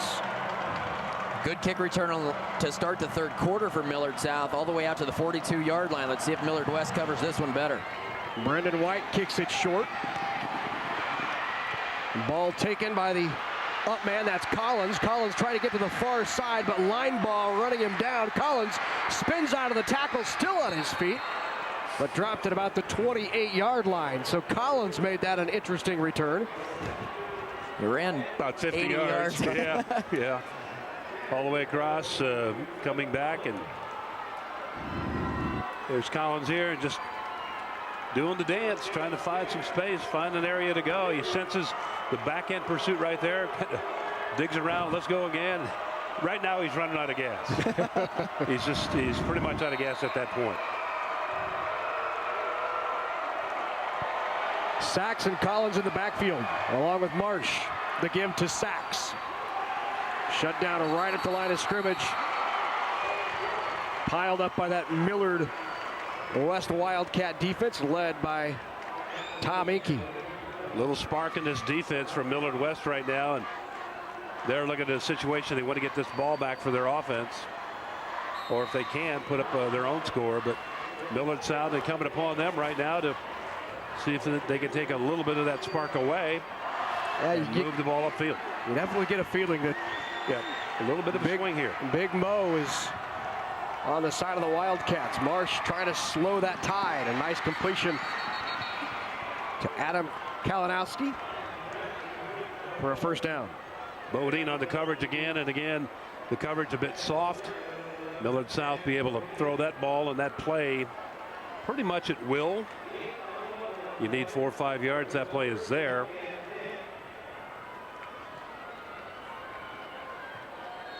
So they reset the chains. Ball at the 41-yard line. Marsh, as he has been all game long, in the shotgun.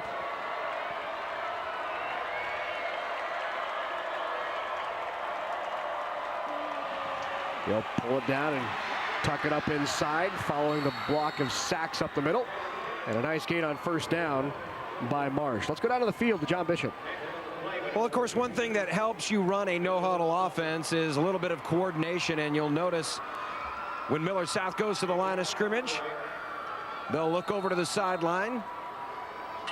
They'll get a signal from their coach, line up in formation. Sometimes it'll be a hand signal as to the number of play they want called. Sometimes it'll be a flip card. But a number of the key players, of course, including Bronson Marsh, will take a look down at the note card that's on their wristband. They know the play. And now they're set for 2nd and 3. Marsh on the give to Sachs. He bounces out of the first tackle. Crosses midfield into Wildcat territory for another first down. The wristband said first down play, run this. That's what they did. They got it.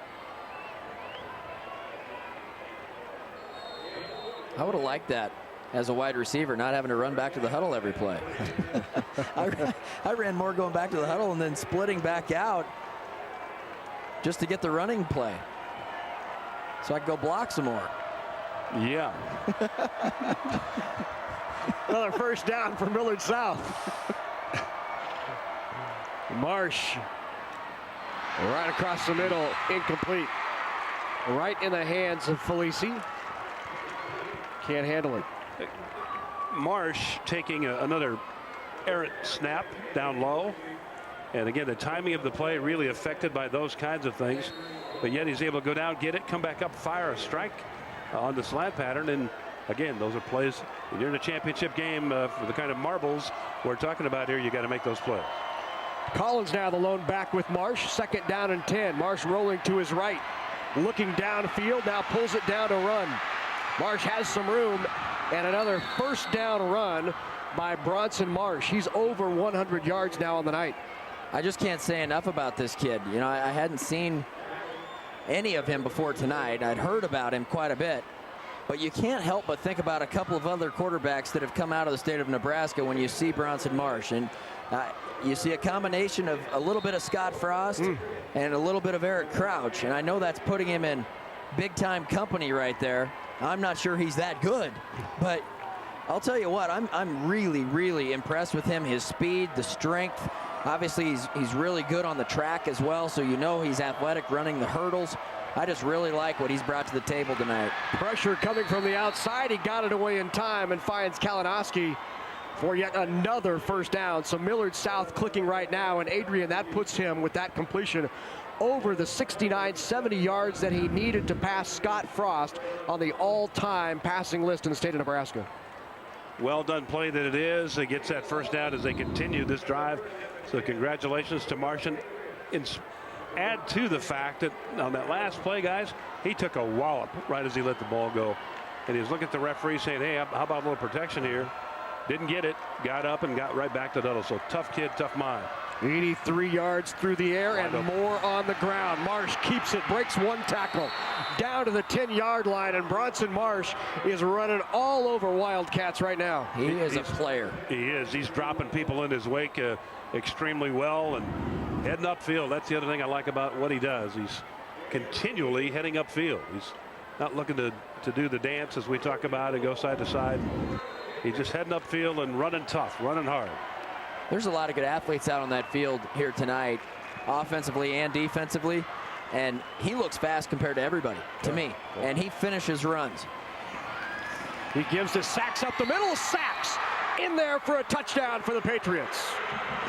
Beat the blitz that time, did Millard South.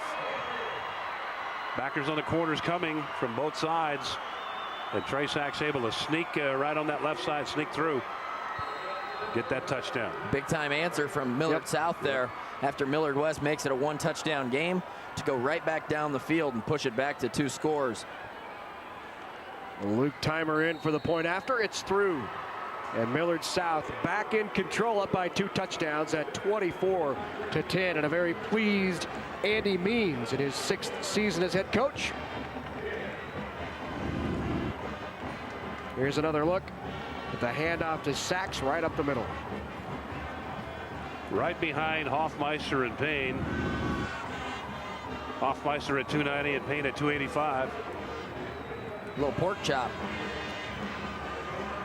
5'5", 175. He's a bowling ball in there to bring to the ground. So here's a recap of what has been and what is coming up at the 2009 NSAA Football Championships. Early this morning at about 10 o'clock, St. Francis won the state title in Class D2. Howells rolled over Giltner in D1. Right now, Millard West and Millard South doing battle. Tomorrow morning, 10 a.m., right here on NET, you can catch Polka taking on Hartington Cedar Catholic for the C2 title. C1 is St. Cecilia and Norfolk Catholic. And tomorrow night in Class B should be a terrific matchup as Omaha Scott takes on Aurora. Aurora, the defending state champ in Class B. Get to see Nebraska commitment, Alex Rodriguez. Oh, he's a big boy, isn't he? He is, and he can move. We saw him last year. He played extremely well in the final game last year, and he's had another big year this year. We're looking forward to tomorrow night. Bronson Marsh on the night, guys. 214 total yards of offense. Whoever ends up getting him, I think, is going to be pleasantly surprised. And I don't know Bronson Marsh. I've never talked to him. Guessing he's a good kid. He wants to go to a Division I school, no doubt about that. He's expressed that a number of times. So will he have the chance? Don't know, but certainly putting up the numbers that would say, hey, let's take a chance on it. He's got 214 of a total 290 yards of Millard South. Well, the kick return for Millard West. A little jostling there at the end, returned by Guido, and Guido takes it out past the 35-yard line. They'll spot it at the 38. So back comes Millard West now. Last time they had the ball, they marched downfield, put 7 on the board. Out trots Zach Whittam, the junior quarterback for the Wildcats. Three wide at the bottom of the screen.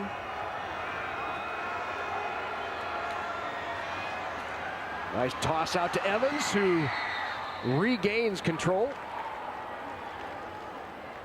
And a gain of about 4 on first down. He's trying to get Evans out into the open area, open space. That's Guido blocking. All right. He was blocking right prior to Evans coming up on the sideline right there, but trying to just get him loose, let him work his magic with his feet and his speed. Second down now and 6 for the Wildcats. Give the up man. That's Guido. Guido falls forward for a short gain. We'll call it one more. That'll bring up 3rd down and 5.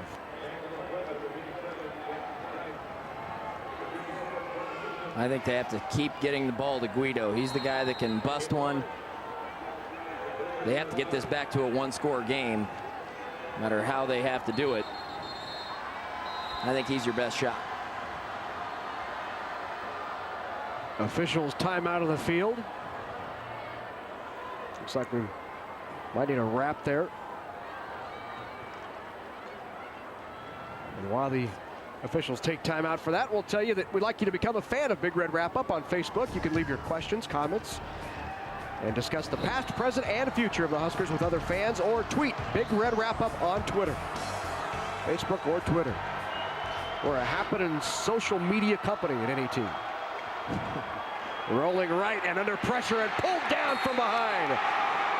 Great pursuit and tackle from behind by Sean Kelly from that strong side backer spot. Oh, Kelly kicked in the jets, didn't he?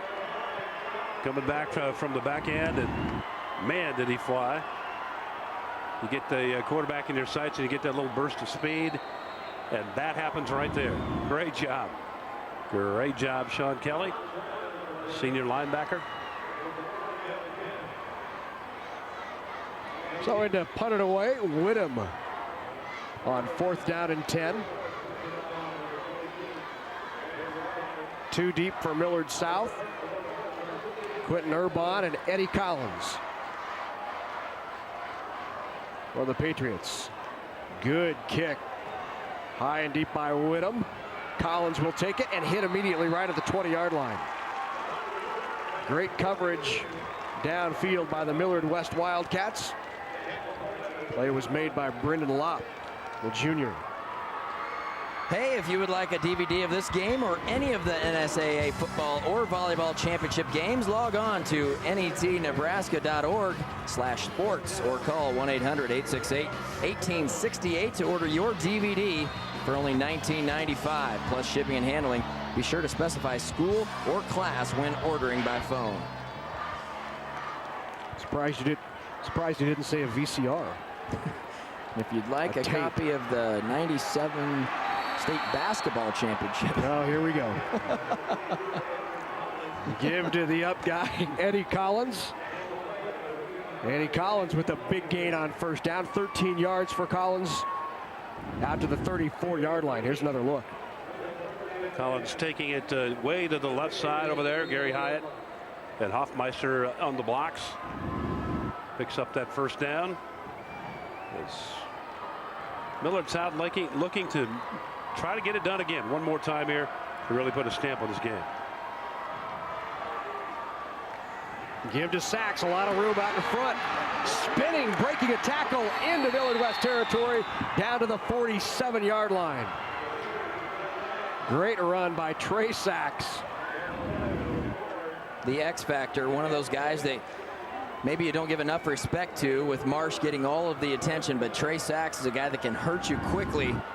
So far here tonight, 56 yards, 2 touchdowns on 9 carries. Close to the ground at 5'5" and a low center of gravity and balance right there, and able to keep his feet and keep it moving upfield. So Trey Sachs, a big plus for this offense. So the clock winds down on quarter number 3. We head to the 4th. Patriots in charge. They're on top, 24-10.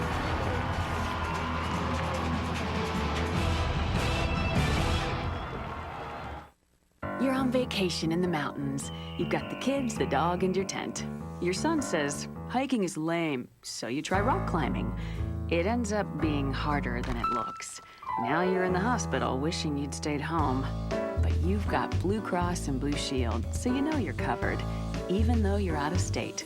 So you relax, which is why you went on vacation in the first place. Blue Cross and Blue Shield of Nebraska. One less thing to worry about. Hey, college doesn't just happen. You have to push yourself as you go through high school. Don't be afraid to take classes like Algebra 2, Biology, or a foreign language. They can help raise your ACT score and prepare you for college. I wasn't the smartest kid in high school, but I took the tough classes and I passed. So what are you waiting for? Push yourself over to your counselor's office and sign up for them. They won't be easy, but you'll be glad you did.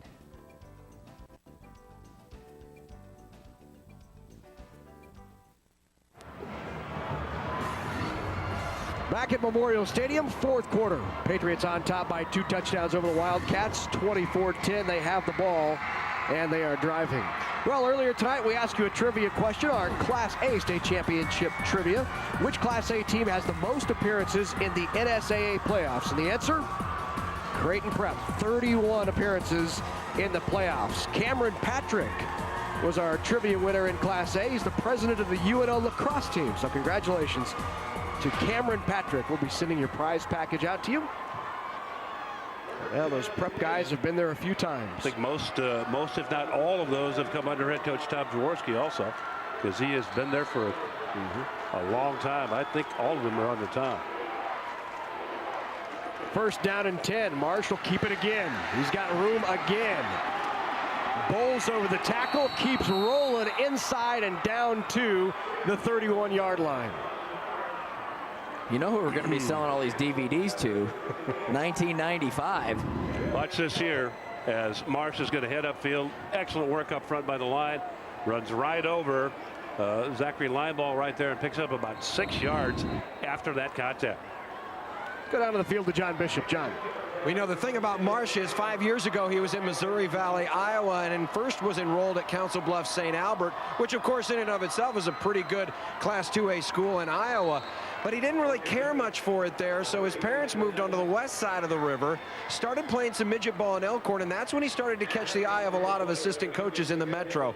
Eventually he ends up at Millard South, and of course you can see what has happened since. And even though he may not measure up, guys like Tom Jaworski, Adrian, that you just mentioned, Andy Means, who played here at Nebraska, both believe that he is a Division I prospect, even though he may not measure up, as some would like to see him probably a couple inches taller at quarterback. The way he's playing tonight, Ron Jaworski's going to be looking at him. Handoff in the middle to Collins. He pops it back to the right. And Collins gets a short gain. That'll bring up third down for Millard South. In fact, his former team, the St. Albert Club, will also won a state championship this year. And his current team, Millard South, on their way. These days, a lot of people do the recruiting and whatnot. They look at measurables, and if you don't fit the parameters as far as measurables go, you don't get a look. So I wish that I know it's a tough thing to do, but I wish more of those people would take a look at some of the heart issues that people have, and Bronson Marsh has a great heart here. Rolling to his left, over the middle, complete. Stood in there in the face of pressure, and right across the middle, he hit Joey Felici. Marsh just got planted by Longacre in the backfield just as he was delivering the ball. He got up and patted Longacre on the bottom and said, "Good hit." Watch the shot he takes right afterwards. Boom.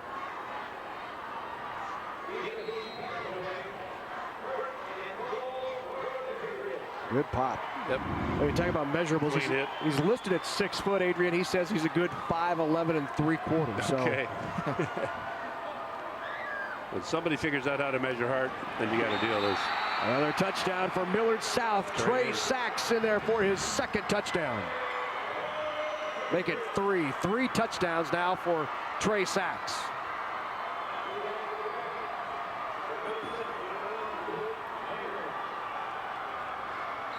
And the Patriots beginning to open it up here in the second half as we're just underway here in this fourth quarter. Luke Timer on to kick the extra point. Timer's kick is through. And the Patriots on top now, 31-10, up by 3 touchdowns. Another one of those backs that's just kind of hard to see coming through the line. He's so small, linebackers can't hardly pick him out. Before you know it, he's on top of you, and he's got that nice little squirt burst right through there. You know, the first 10 yards, Aid, he's pretty quick. Well, and remember, he's going behind an offensive line that guys are 6'3", 6'5", big guys at 290, 285. Tough to find him, tough to get a hold of him. Well, let's take a look at the Millard West schedule this season. Millard South schedule. You see they're undefeated all the way throughout. Started off with the win over Lincoln East and just continued to roll. Then they hit the playoffs and had a tough battle against Elkhorn in the semifinals. They won it 36-17. Here's a look at the West schedule. A couple of losses back-to-back early, but that's when they really began to change things, and their changes led them here to the state championship tonight and a win over Southwest in the finals at 35-14. Yeah, they were 1-2 the first 3 weeks of the season and realized that we had to do some things. We had to make some changes and went ahead and made those changes. Zach Witham came in at quarterback, and their fortunes turned immediately, and they worked their way to where they are here tonight.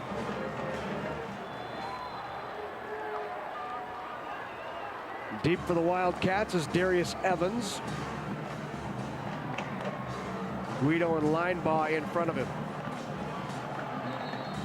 So Luke Timer to kick it off with a 3-touchdown lead. And that's Linebaugh taking it at about the 25. He gets to the outside, and nice little return by Zach Linebaugh. Let's go back down on the field to John Bishop. It's been an overcast day most of the day here in Lincoln, and our conditions were pretty good for late November football, but now that north wind has started to kick in. Good news for Millard West is the wind is with them. Bad news is they need to make up 3 scores in less than 10 minutes. Well, Zach Witham is in there at quarterback. Devin Reeves at the fullback. 3 wide right. 1 at the top of your screen. He drops back. A quick hitter. Out in the flat. And a nice gain and a catch by Brian Buttry. Good for a first down. And Guido threw a nice block out there. But still, Guido only 7 rushes here on the evening, and he's caught 1 ball. So 8 times out of the offense, he's touched it. Not enough, I don't think, for Millard West. When you look at his production over the course of the season, you would have thought coming in here he would have had to be a bigger part of things. In their defense, I will say this, though. They've only run 33 plays of offense. Dropping back to throw is Witham. Again over the middle. Caught out there. Again, Buttry with the catch. And another first down for Brian Buttry. So Millard West trying to strike quickly and moving it quickly down the field. Just a short route, short out route to the sideline right here. Witham, a perfect delivery.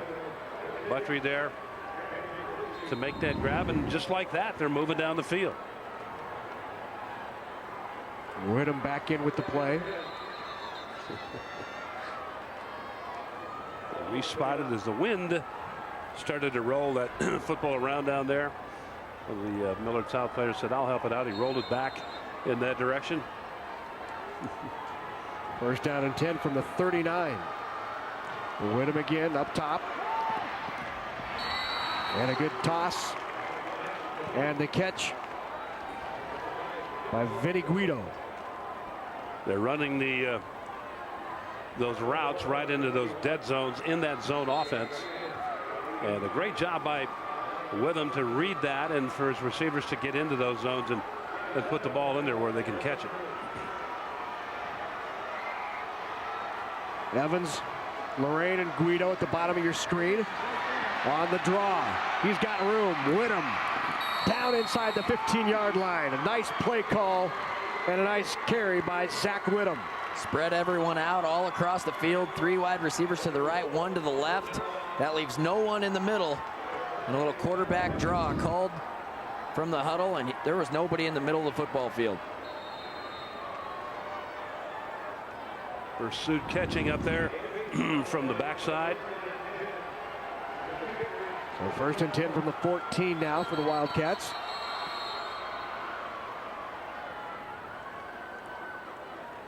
And a timeout called on the field by Millard South.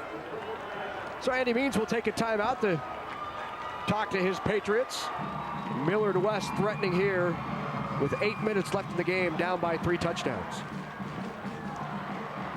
Well, I'd like to encourage you to give us an email at sports@netnebraska.org and let us know why NET Sports coverage of the NSAA Football Championships is important to you.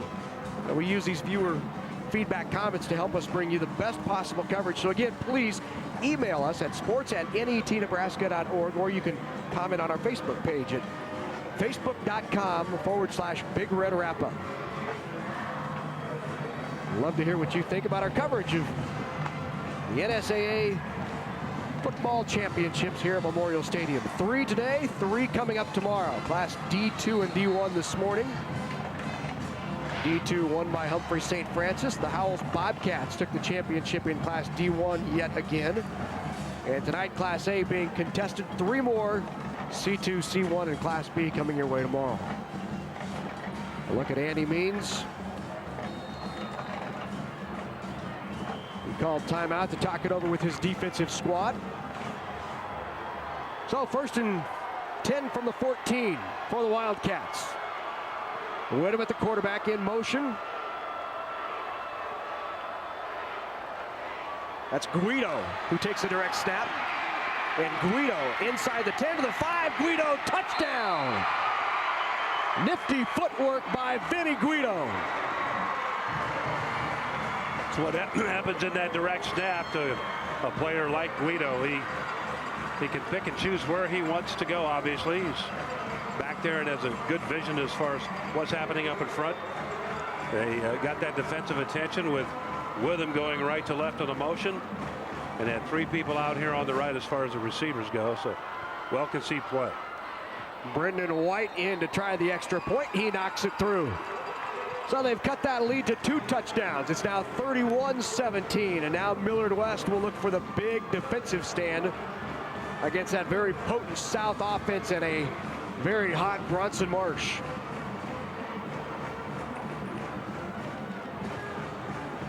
Well, a reminder that Sunday on NET television, I remember the scent of that warm apple pie or those cookies cooling on the counter.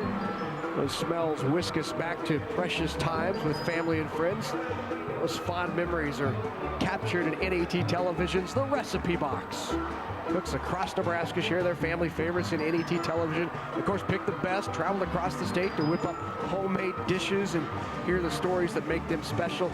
You got to tip your taste buds on this one, Matt, with NET television's The Recipe Box, Sunday night at 7 Central on NET1 and NET HD. I'm just glad you have to read that, not me.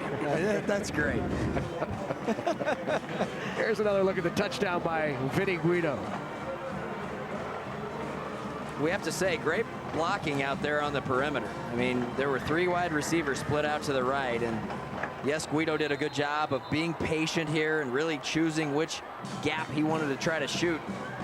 It was 3 guys out there really working hard out in front of him to give him a spot to run. One of those final guys was Brian Buttry, the wide receiver out there, that final block to spring him into the end zone. Buttry was there to deliver that block. So still plenty of time, guys. Buttry also doing it through the air tonight. 4 catches, 85 yards. Another block provided out there by Aaron Lorraine to help spring Vinny Guido. So 8:17 left here in the 4th quarter. Millard West sets up as if they may be trying the onside kick. And they are. Bouncing it in there. It bounces loose and picked up by Millard South. Plenty of room to run. Down to the 10. Down the sideline. Millard South scoops up the onside kick and scores. Tyler Harris with the touchdown. Major backfire on the play. Major. Harris muffed it to begin with, Adrian. It came right to him, and he muffed it when the ball was coming right at him. And then he picks it up. I think we have an injured player. He was trying to get up and Millard go. West. But Harris scooped it, and there was nobody there. Everybody from Millard West was so far towards the sideline. They were looking for that big hop over the top of the front line for the Patriots. And instead, it just stayed on the ground like a little grounder. Harris didn't handle it to begin with, but once he scooped it, there was nobody left but the kicker. Matthew Jensen is the man down. Senior linebacker. Here's another he look. Just took a big shot. He took a big shot. That ball was actually touched by another Millard South player. Bounced off the pad of Harris, and then Harris is a wide receiver. There's Harris right there. Or there's. And they scoops up and goes. Just a big hit.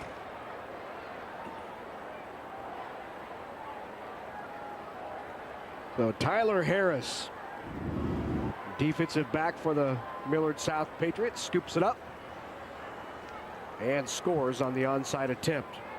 There's a look at Matthew Jensen. Jensen took a big shot, a big hit. You just hope he's okay. I think he just got his bell rung, to be honest with you, because he moved about 10 yards, I think, from the time the first hit was made. Well, and on the field, they will take every precaution with Matthew Jensen. So just when Millard West put a big score on the board and looked like they might be getting back in it, try the onside kick. And he's on his feet as Matthew Jensen. Good sign. Still checking him out there, make sure that a little test with the fingers, and hopefully he is going to be okay. Normally they do that on the sidelines.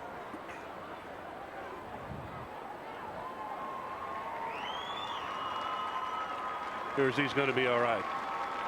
Let's hope so. Well, he'll walk off slowly. And Matthew Jensen on his feet.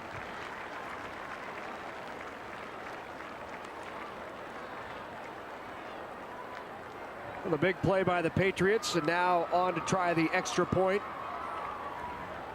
for Millard South is Luke Timer one more time.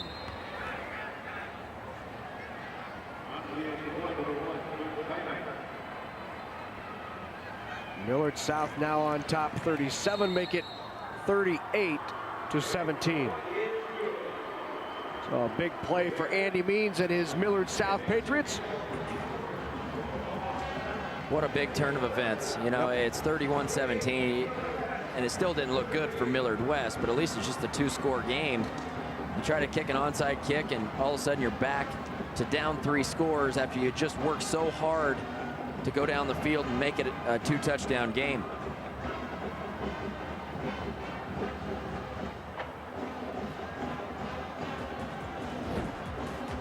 Well, next Monday night on NET1 and NET HD, the musical version of The War of the Worlds is brought to the stage for the first time.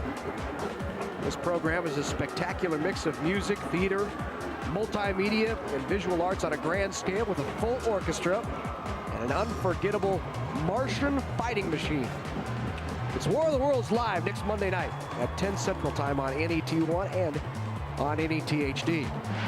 We're glad to be bringing you all of these high school championships from Memorial Stadium across the state of Nebraska in high definition. Now here's Timer to kick it away, a high kick. It'll be taken at the 25-yard line by Millard West. Once again, it's Zach Linebaugh. Linebaugh returns it about 4 yards out to the 29, and that's where Millard West will take over. Let's go down to the field once again to our friend John Bishop. Larry, Matthew Jensen appears to be okay. He's walking around on the sidelines, and in fact, he popped up from the bench, grabbed his helmet, and put it on. He wanted to go back in, but one of the assistants had to come by, rip it off his head, and take the helmet away, and they hid it behind the bench so that he wouldn't try to get back into the game. He's going to be okay, but he's definitely not going back in. Well, it's his senior year, playing in a state championship game. You certainly understand the sentiment. 38-17, Millard South on top. Whittem dropping back to throw. He'll pull it down, has room in front of him. Whittem to the far sideline. Into Patriot territory. They'll mark him out right at midfield, so at the 50-yard line. A 21-yard gain by Whittem. Well, once again, Millard West trying to get back in the ball game. Whittem trying to get his team in a position to get a quick score here. Get that ball up to the 50-yard line with 7:50 and change counting here on the time.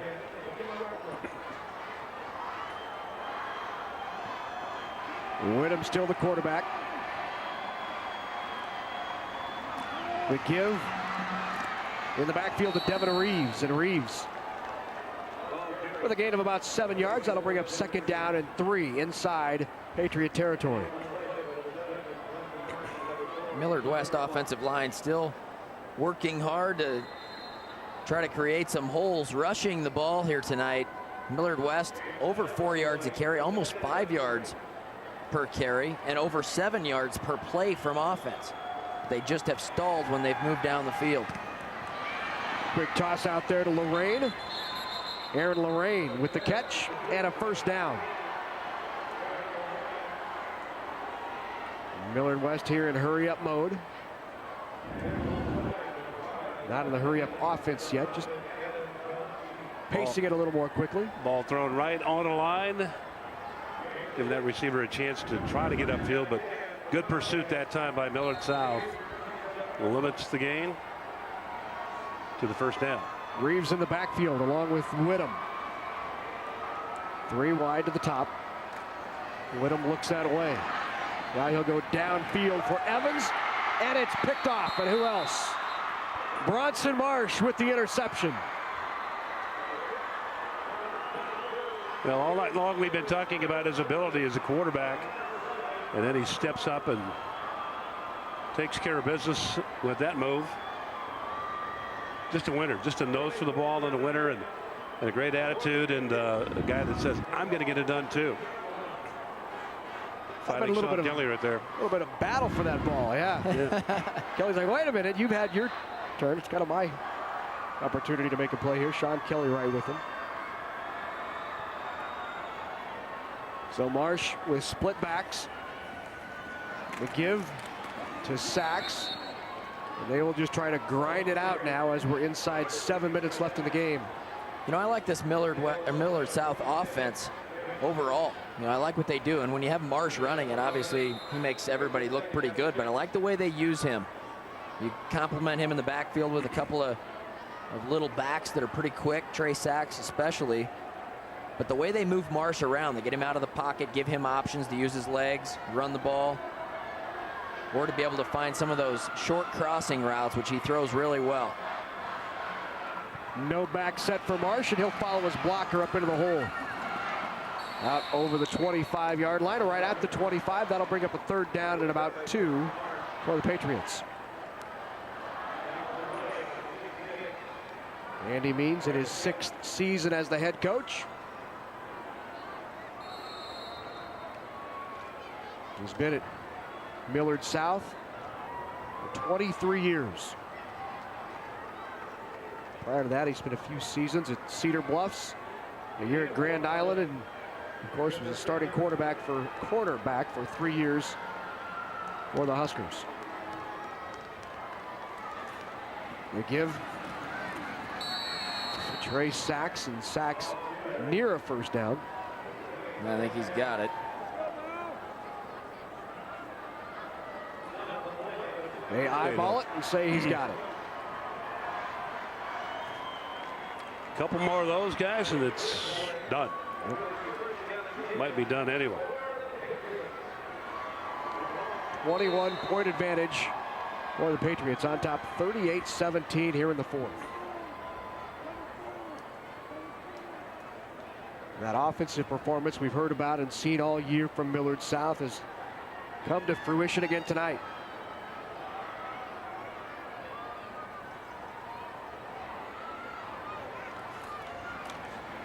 Marsh gives again to Sachs, and they are just pounding it away at that Millard West defense. So last year they come in here into the state championship. Millard West and Millard South. The Wildcats will walk away with the state championship, but tonight in the rematch it's going to go the other way. The Patriots inside 5 minutes now and on top by 3 touchdowns. Millard West won that game last year, 21-8. Really did a lot of their damage early in the game as Bronson Marsh pounds away. He's out near another 1st down. They'll mark it at the 38-yard line. Here's a look at Bronson Marsh on the evening. Of course, that opening touchdown run.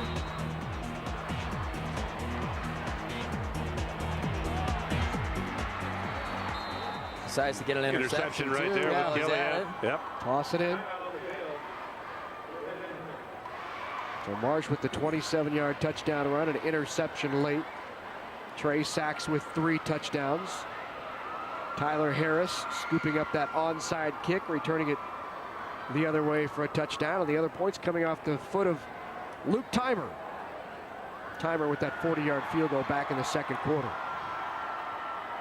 One thing about Marsh tonight that's caught my eye is a lot of his runs.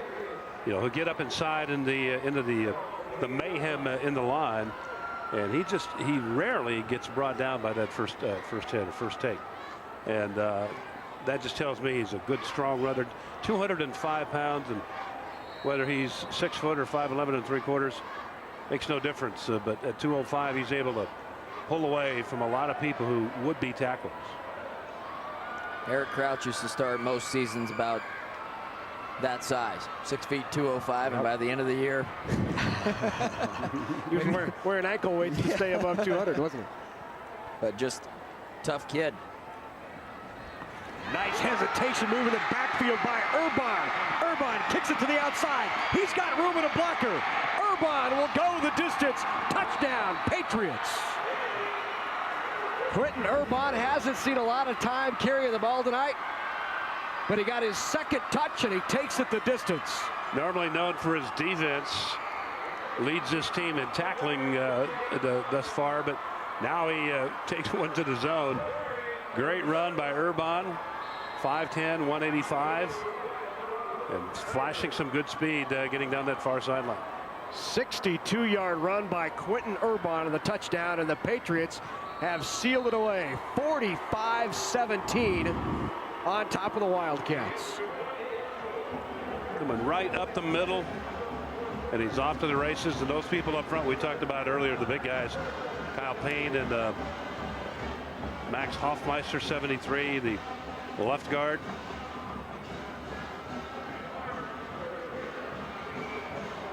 Looking to the outside first, seeing that all choked up. So takes it right up the middle. And now it's just a foot race. Right. Andy Means him very happy.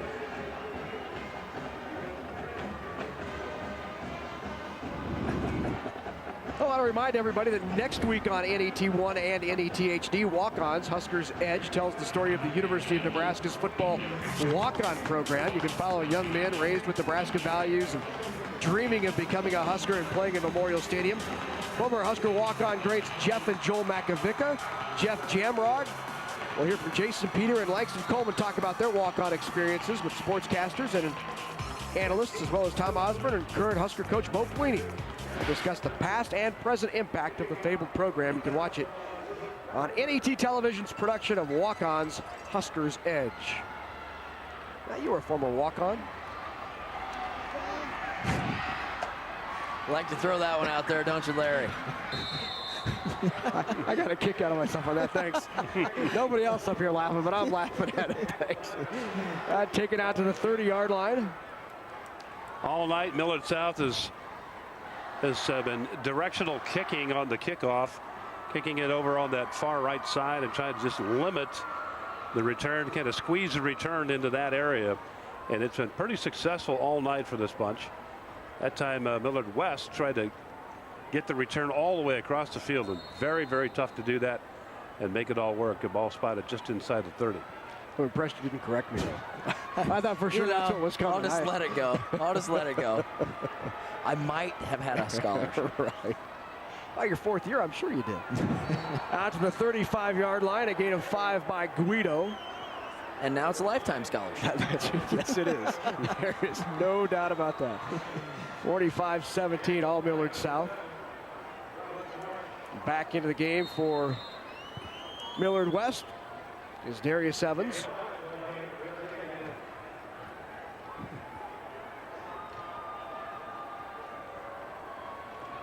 Evans in the backfield. He'll take this snap. Goes to the outside and out across the 40-yard line. Good for a first down for the Wildcats.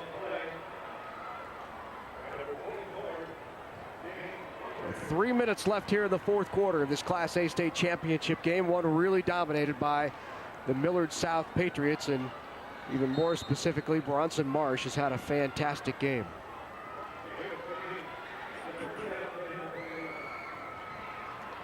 Guido now takes the direct snap for the Wildcat.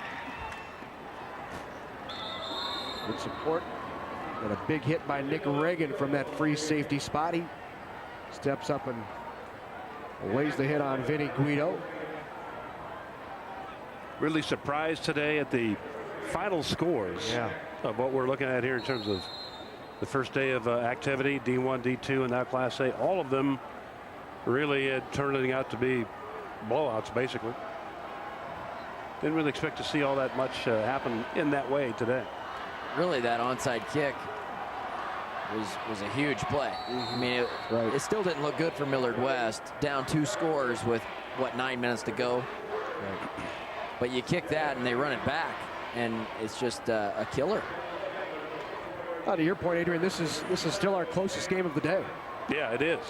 Yeah, and it's what is it? 28 points. Yeah, 4 touchdowns. I think with the the way they set up the games now, where it's East against West, somewhat in the lower classes anyway. Sometimes it's tough to maybe get. I don't want to say the best 2 teams here, but I think sometimes because of that, by them not reseeding it, you do have at times there is a mismatch in the finals. No comment on that?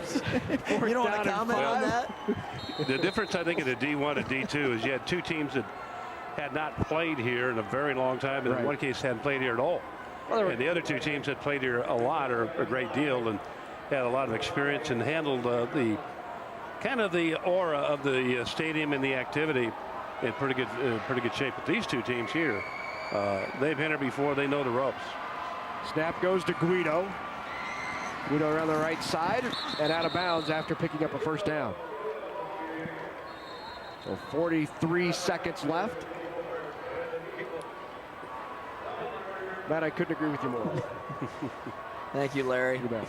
I just want to remind everybody that if you'd like to pick up a DVD of any of our state high school championship games, you can grab one for just $19.95, and you can do it by calling 800-868-1868. And of course, that $19.95 plus shipping and handling, or you can log on to netnebraska.org/sports. Make sure you tell us what class or what game you're looking for. You can also pick up all the high school volleyball championships as well. 12-0 coming in were the Patriots, 13-0 walking out of Memorial Stadium, and with some hardware for the first time for Andy Means.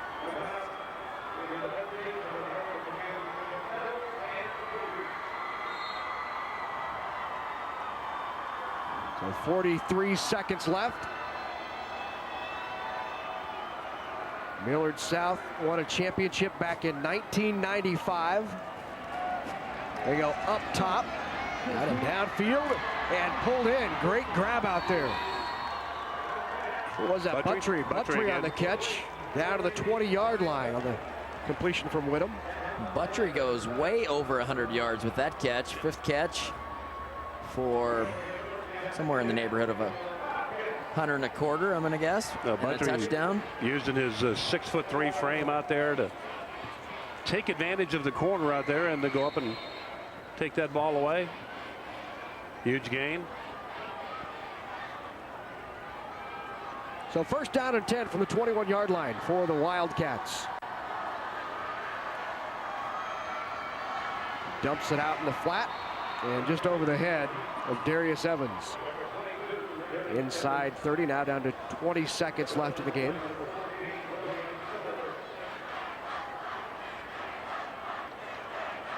That Millard South defense was giving up just 258 yards per game, allowing only 15 points per game, and they gave up just 2 over their average tonight. Not quite done yet. Yeah, and Millard West had some opportunities. You know, they had some big plays. They have 350 yards of offense on 50 plays. 7 yards a play. That's usually pretty good. Goes only up, 17 points. Up top again, and that's just a little too tall for Buttry. So down to 16 seconds as Andy Means awaits that final countdown.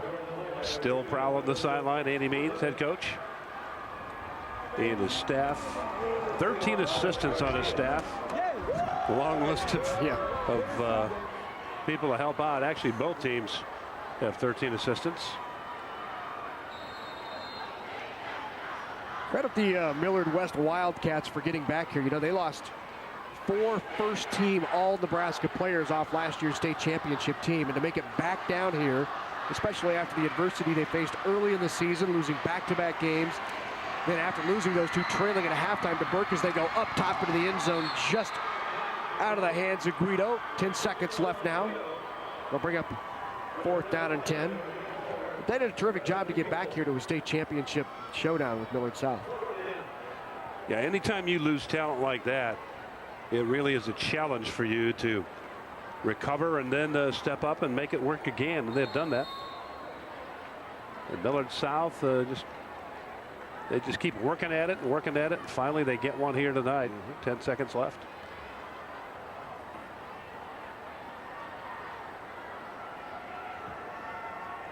Evans in the backfield. Whittam under center. 2 wide to his right. He'll give on the draw. Evans with a nifty move at about the 18, but tripped up down to the 15. And Evans hurt on that final play. And that will do it. The trainers will come out and check on Darius Evans, but Millard South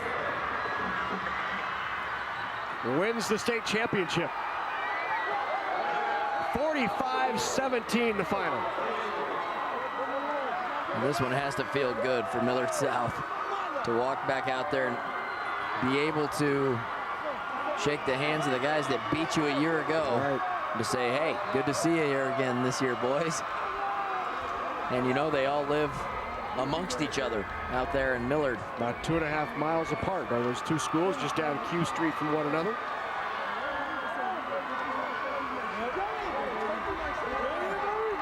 Happy time in each of those players' lives, and right now the Millard West players disappointed in the outcome, but again it'll take a while before they fully realize what happened in their situation, and they come to appreciate just how well they did this year too, to get to the state finals and compete rather well up until the last few minutes of the ball game here. Really in the ball game for quite a while. So they had called the timeout to tend to Darius Evans, who's still down at about the 13-yard line. They just called the game now, and two teams now shaking hands, and Millard South with the state championship after finishing the runner-up last year. So the final, 45-17, Patriots come out on top in the Class A state championship.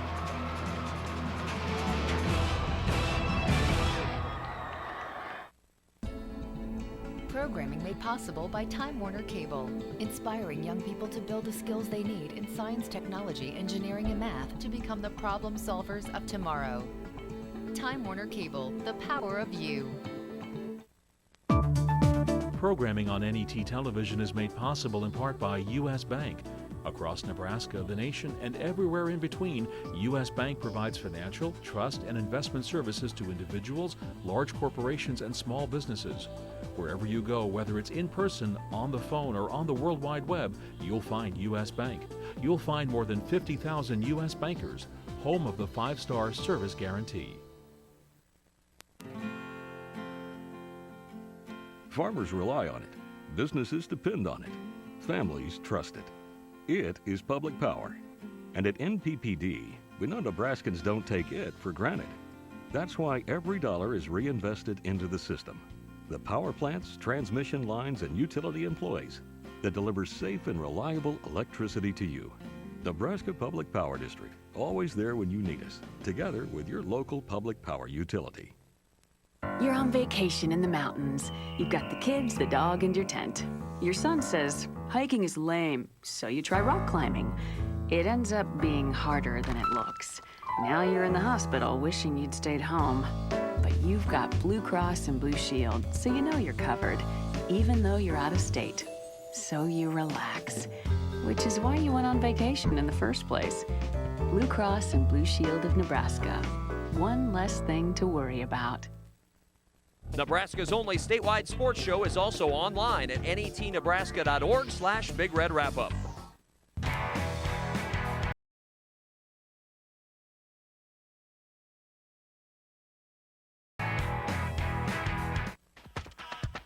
NET sports coverage of the 2009 NSAA Football Championships are brought to you in part by The Nebraska Public Power District, always there when you need us, together with your local public power utility. By the Nebraska Soybean Board, encouraging the use of renewable biodiesel fuels for a healthier environment. For information, nebraskasoybeans.org. And by Time Warner Cable, providing coverage of local high school sporting events and activities on Nebraska On Demand, Channel 101. Back at Memorial Stadium after the Class A state championship is in the books. The Patriots on top of the Wildcats 45-17. We should mention that getting up and walking off on his own was Darius Evans. You see a little bit of limp, but he looks to be okay, so good news for Evans. But back to the Millard South Patriots and Bronson Marsh, a total of 258 all-purpose yards tonight, so he puts himself in the record books in a couple of different ways. He sets the total offensive yard record for Class A in a single season, breaking the record of Tyler Seals of Bellevue West, which was set back in 2008. And he also becomes the all-time, all-class career passing leader, knocking off the record held by Scott Frost, who set it back in the early 90s. All in all, a very good night for Bronson Marsh. Played some excellent defense also for his team, and just led them all the way through to this victory tonight. Their first state championship since 1995, and they are going to savor it. You can be sure of that. So that bunch right there, Millard West, head coach Kirk Peterson and his group, again, proud of what they've accomplished here this year. Came back from a very tough start and put it together and got themselves here to the state championship game. And there's the words of encouragement coming from Kirk Peterson. Well, he's probably telling them, guys, we lost 4 first-team all-state players from last year, lost 4 of our 5 starting offensive linemen. We lost 9 defensive starters. How are we back here in the state championship game? It's because of what you guys did in the offseason, the dedication and the improvement you made throughout the season. They'll have Zach Whittam back next year. He's just a junior. Darius Evans will be leaving. He's a senior, and Guido also a senior. Well, now for the presentation of the runner-up medals and the trophy, let's go to our public address announcer, Rich Broderson. The Nebraska School Activities Association is honored to have medals and trophies for both of these outstanding teams. The award presentations will be made by NSAA Board of Control members Dr. Bob Resnicek from Omaha West Side and Ken Hawley from Mitchell, and U.S. Bank Representative Christine. Here are the awards for the Class A runner-up, Millard West High School. Well, head coach Kirk Peterson and your assistants, please present the silver medals to the members of your team. Players, as your name is called, please come forward to receive your medal. Number 4, Daniel Schmidt.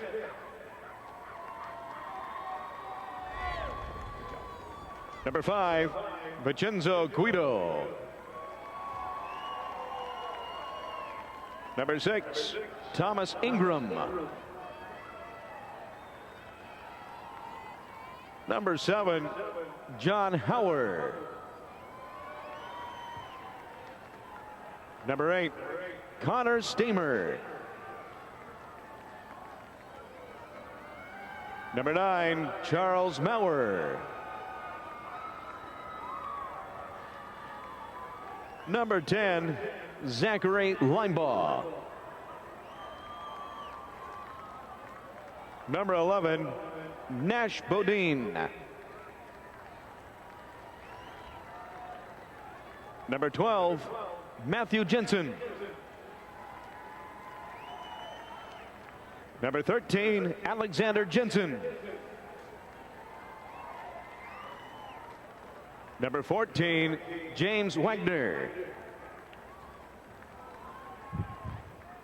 Number 15, Zachary Waldron.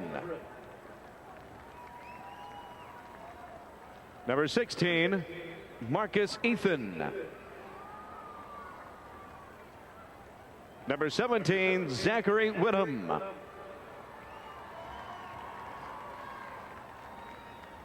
Number 18, Brian Buttry.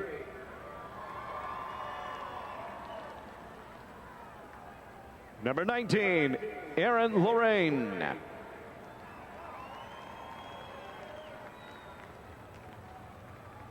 Number 20, Grant Schnothorst.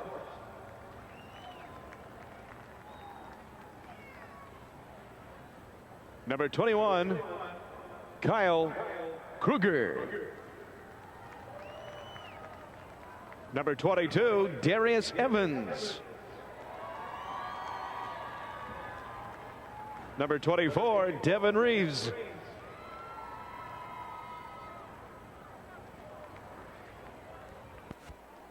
Number 25, Alexander Anderson. Number 26, Noah Vacanti.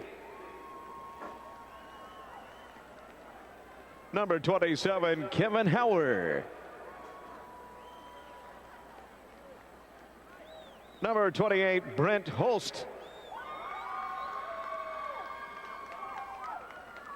Number 29, Brendan White. Number 30, Jonathan Siefkes. Number 31, Brendan Lopp. Number 32, Philip Colling. Number 33, Andrew Durgan. Number 34, Joshua Stokes. Number 35, Dylan Reeves. Number 36, Joshua Livingston. Number 37, Israel Ars. Number 38, Jackson Bogats. Number 39, Travis Sholin. Number 40, Garrett Mix. Number 41, Tyler Reynolds. Number 43, Spencer Peterson. Number 44, Destin Penn. Number 45, Justin Niederklein. Number 46, Joel Page. Number 47, Dennis Escobar. Number 48, John Finicaro. Number 49, Jacob Stokes. Number 50, Joshua Meeker. Number 51, Justin Osterfoss.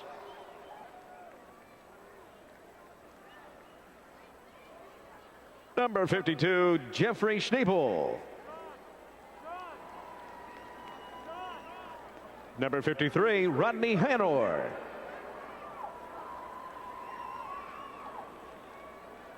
Number 54, Matthew Kotwitz. Number 55, Matthew Longacre. Number 56, Kevin Draw. Number 57, Thomas Inc.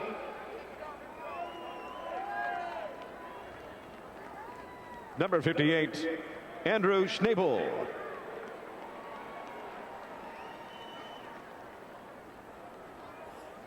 Number 59, Evan Welsh. Number 61, Kevin Westrom. Number 62, Matthew Beckwith.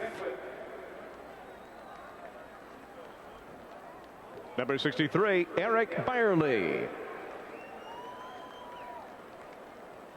Number 64, Stephen Rose. Number 65, Connor Anson.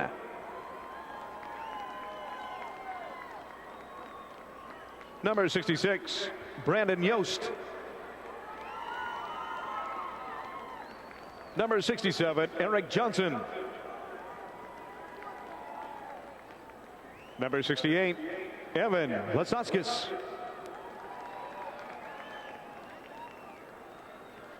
Number 71, Zachary Shackelford. Number 72, Abe Ramos. Number 75, Grant Weisler. Number 77, Samuel Elliott. Number 79, Garrett Biebel. Number 80, Jesse Barkstadt. Number 81, Thomas Wooster.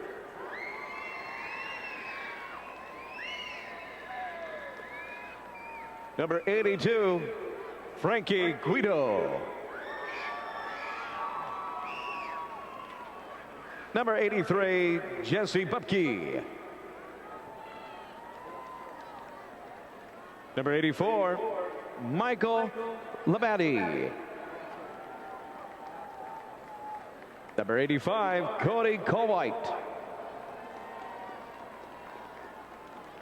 Number 86, Brian Peroni. Number 87, Austin Reed. Number 88, Caleb Husner.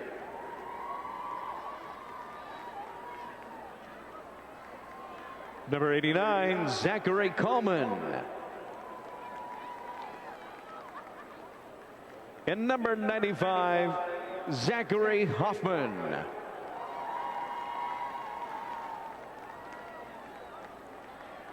And now, here is the 2009 Class A runner-up trophy.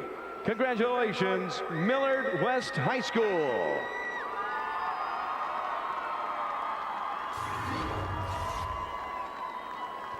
Congratulations to the Wildcats. They finished the year 10-3 with a Class A runner-up, their second consecutive trip here to this state championship battle, and really quite an accomplishment to get back here, not only after what they lost from last year, but the early start and the being 1-2 through 3 games. Oh, they could have been derailed early in the season, but they pulled it back together. So, you know, give them all credit.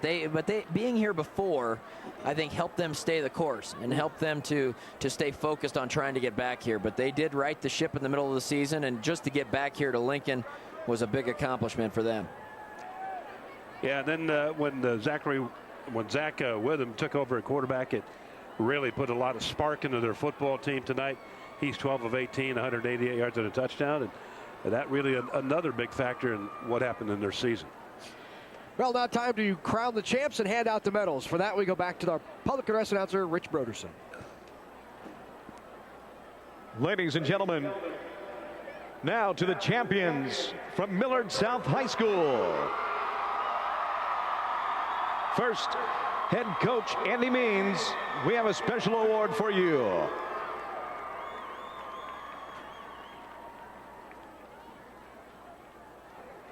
Now, coach, would you and your assistants please present the gold medals to the members of your championship team? Players, as your name is called, please come forward to receive your medal. Number 1, Luke Timer. Number 2, Joseph Sliva.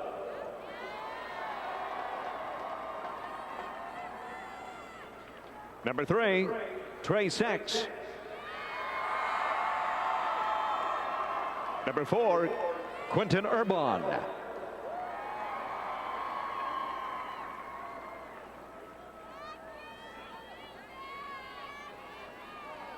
Number 5, Sean Kelly. Number 6, Joel Fickle.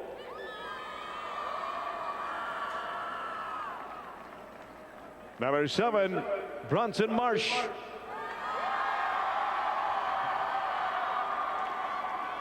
Number 8, Alexander Moreland.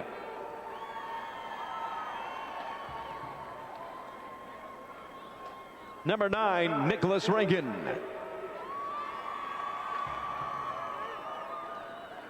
Number 10, Stephen Hayden. Number 11, Adam Kalinowski.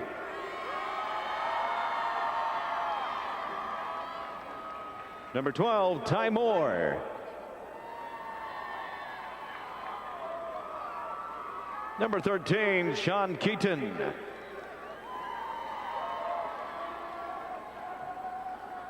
Number 14, Logan Miller.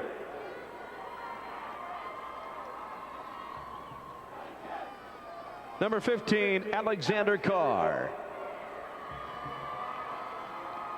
Number 17, Tyler Friant. Number 18, Blake Headley. Number 20, Tyler Harris. Number 21, Nicholas Greco.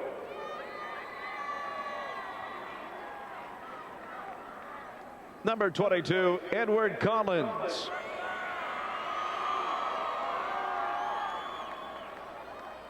Number 24, Kyle Duran. Number 25, Brandon Clark. Number 26, Anthony Felici. Number 28, Michael Molnar. Number 29, Tyler Pavich.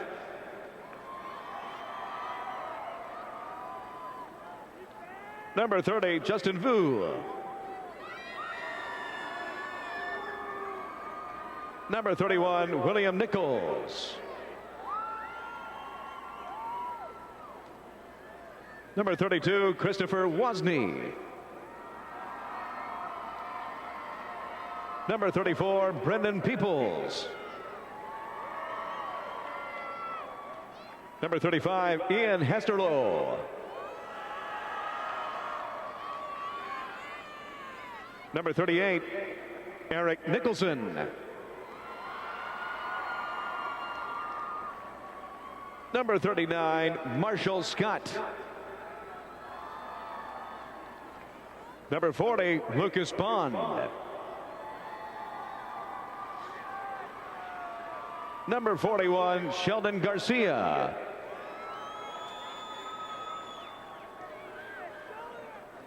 Number 44, James Fortner.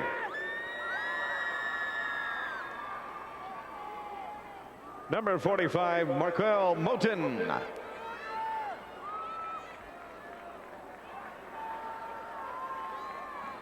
Number 47, Eric Johnston.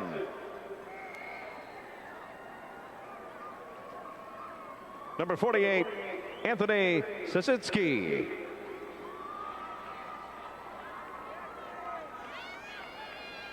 Number 51, William Foley.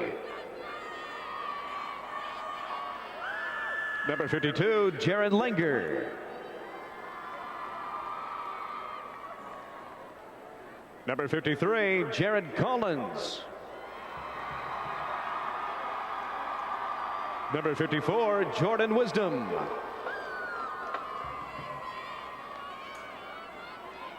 Number 55, Kyle Payne. Number 57, Jackson Strife.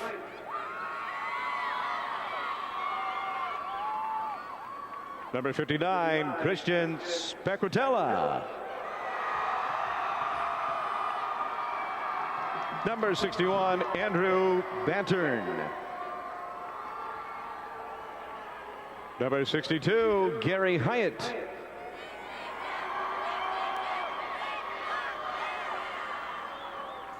Number 63, Joseph Licky.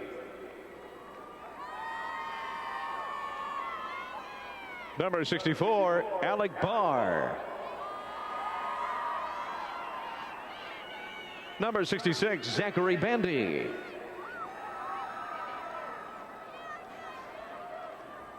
Number 67, Eric Resnicek. Number 68, Nicholas Machio.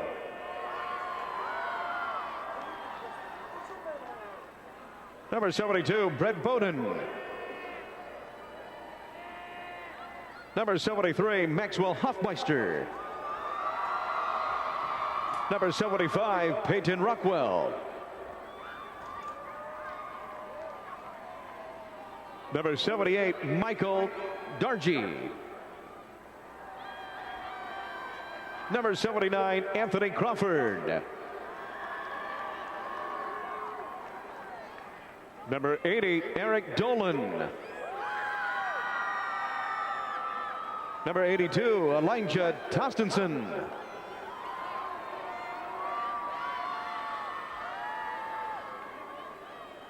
Number 83, Austin Bridwell.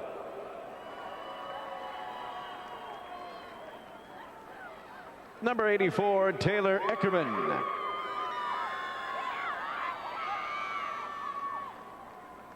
Number 85, Cody Renner. Number 88, Trevor Chandler.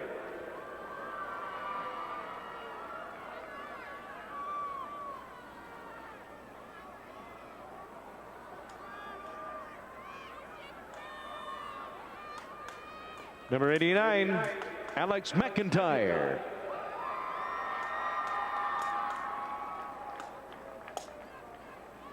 Number 92, Joseph Paletta.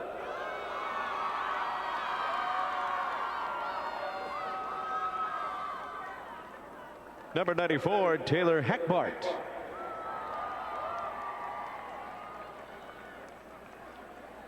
Number 95, Jordan Ellis. Number 97, Michael Martinez.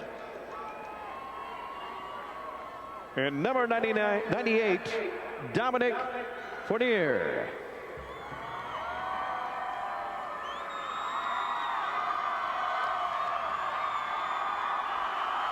And now for these outstanding athletes and their school, here is the 2009 Class A State Football Championship Trophy. Congratulations, Millard South High School. So the Millard South Patriots pick up their first state championship since 1995. Congratulations to Millard South and head coach Andy Means, who picks up his first title as a head coach.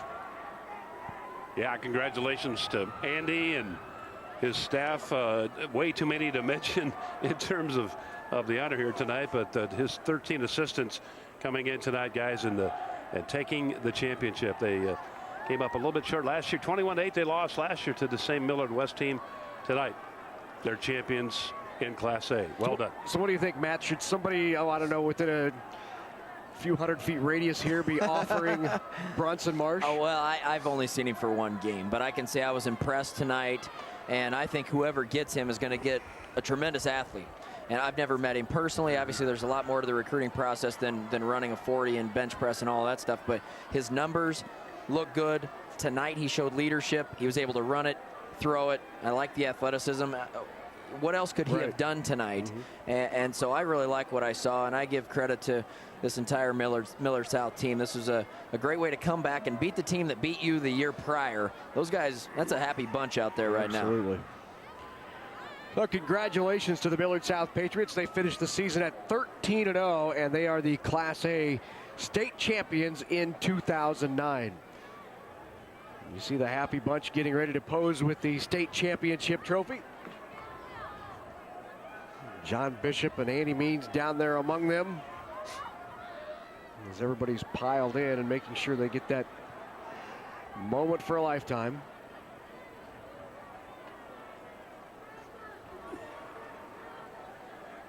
Still trying to fit everybody into that wide angle lens here. Well, once again, the final 45-17, and not a bad opportunity to pick up a DVD of this state championship game, especially if you might happen to be from Millard South.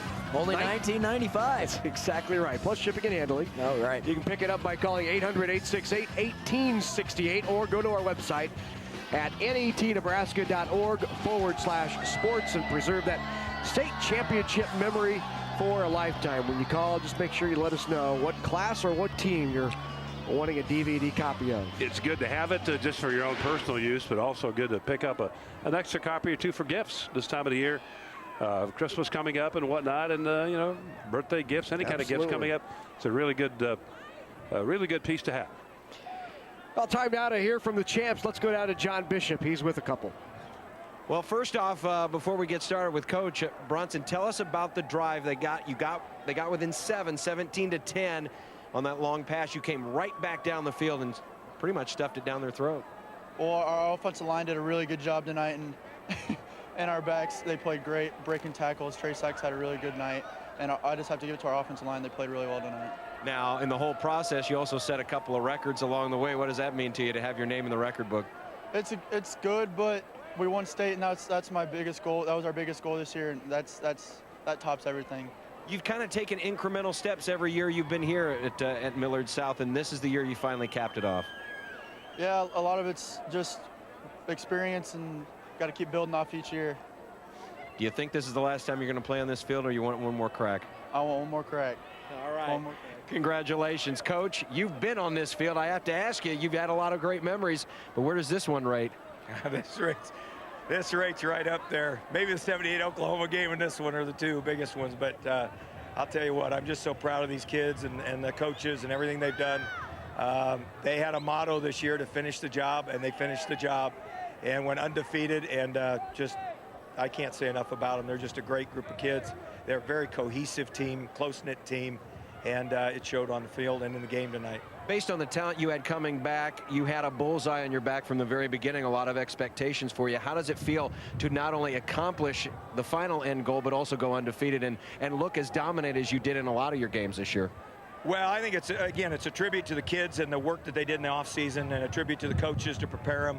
And this group just went out to practice every day, did their job. They really did a great job when it came game time. They were always focused, ready to play. And again, I'm just so proud of them. I don't know what to say. Congratulations. Thank you very much. I appreciate it. Thanks for everything you do. Thank you.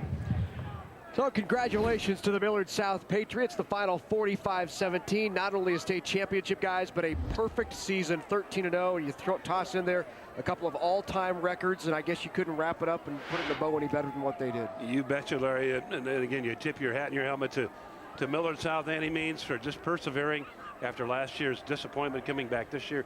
Like he said, off season, they put it together, came back and got the win, got the gold medal, got the trophy. And believe you me, they're going to try to do it some more as we look ahead to next year and the year after. So once again, our final score, Millard South knocks off Millard West for the state championship in Class A. The final 45-17. Be sure to be with us tomorrow morning for the Class C2 state title game as the Ponca Indians take on the Hartington Cedar Catholic Trojans. Should be a good one. And now for Adrian Fiala, Matt Davis, and John Bishop, I'm Larry Putney. For our entire NET Sports production crew, we'll see you tomorrow morning.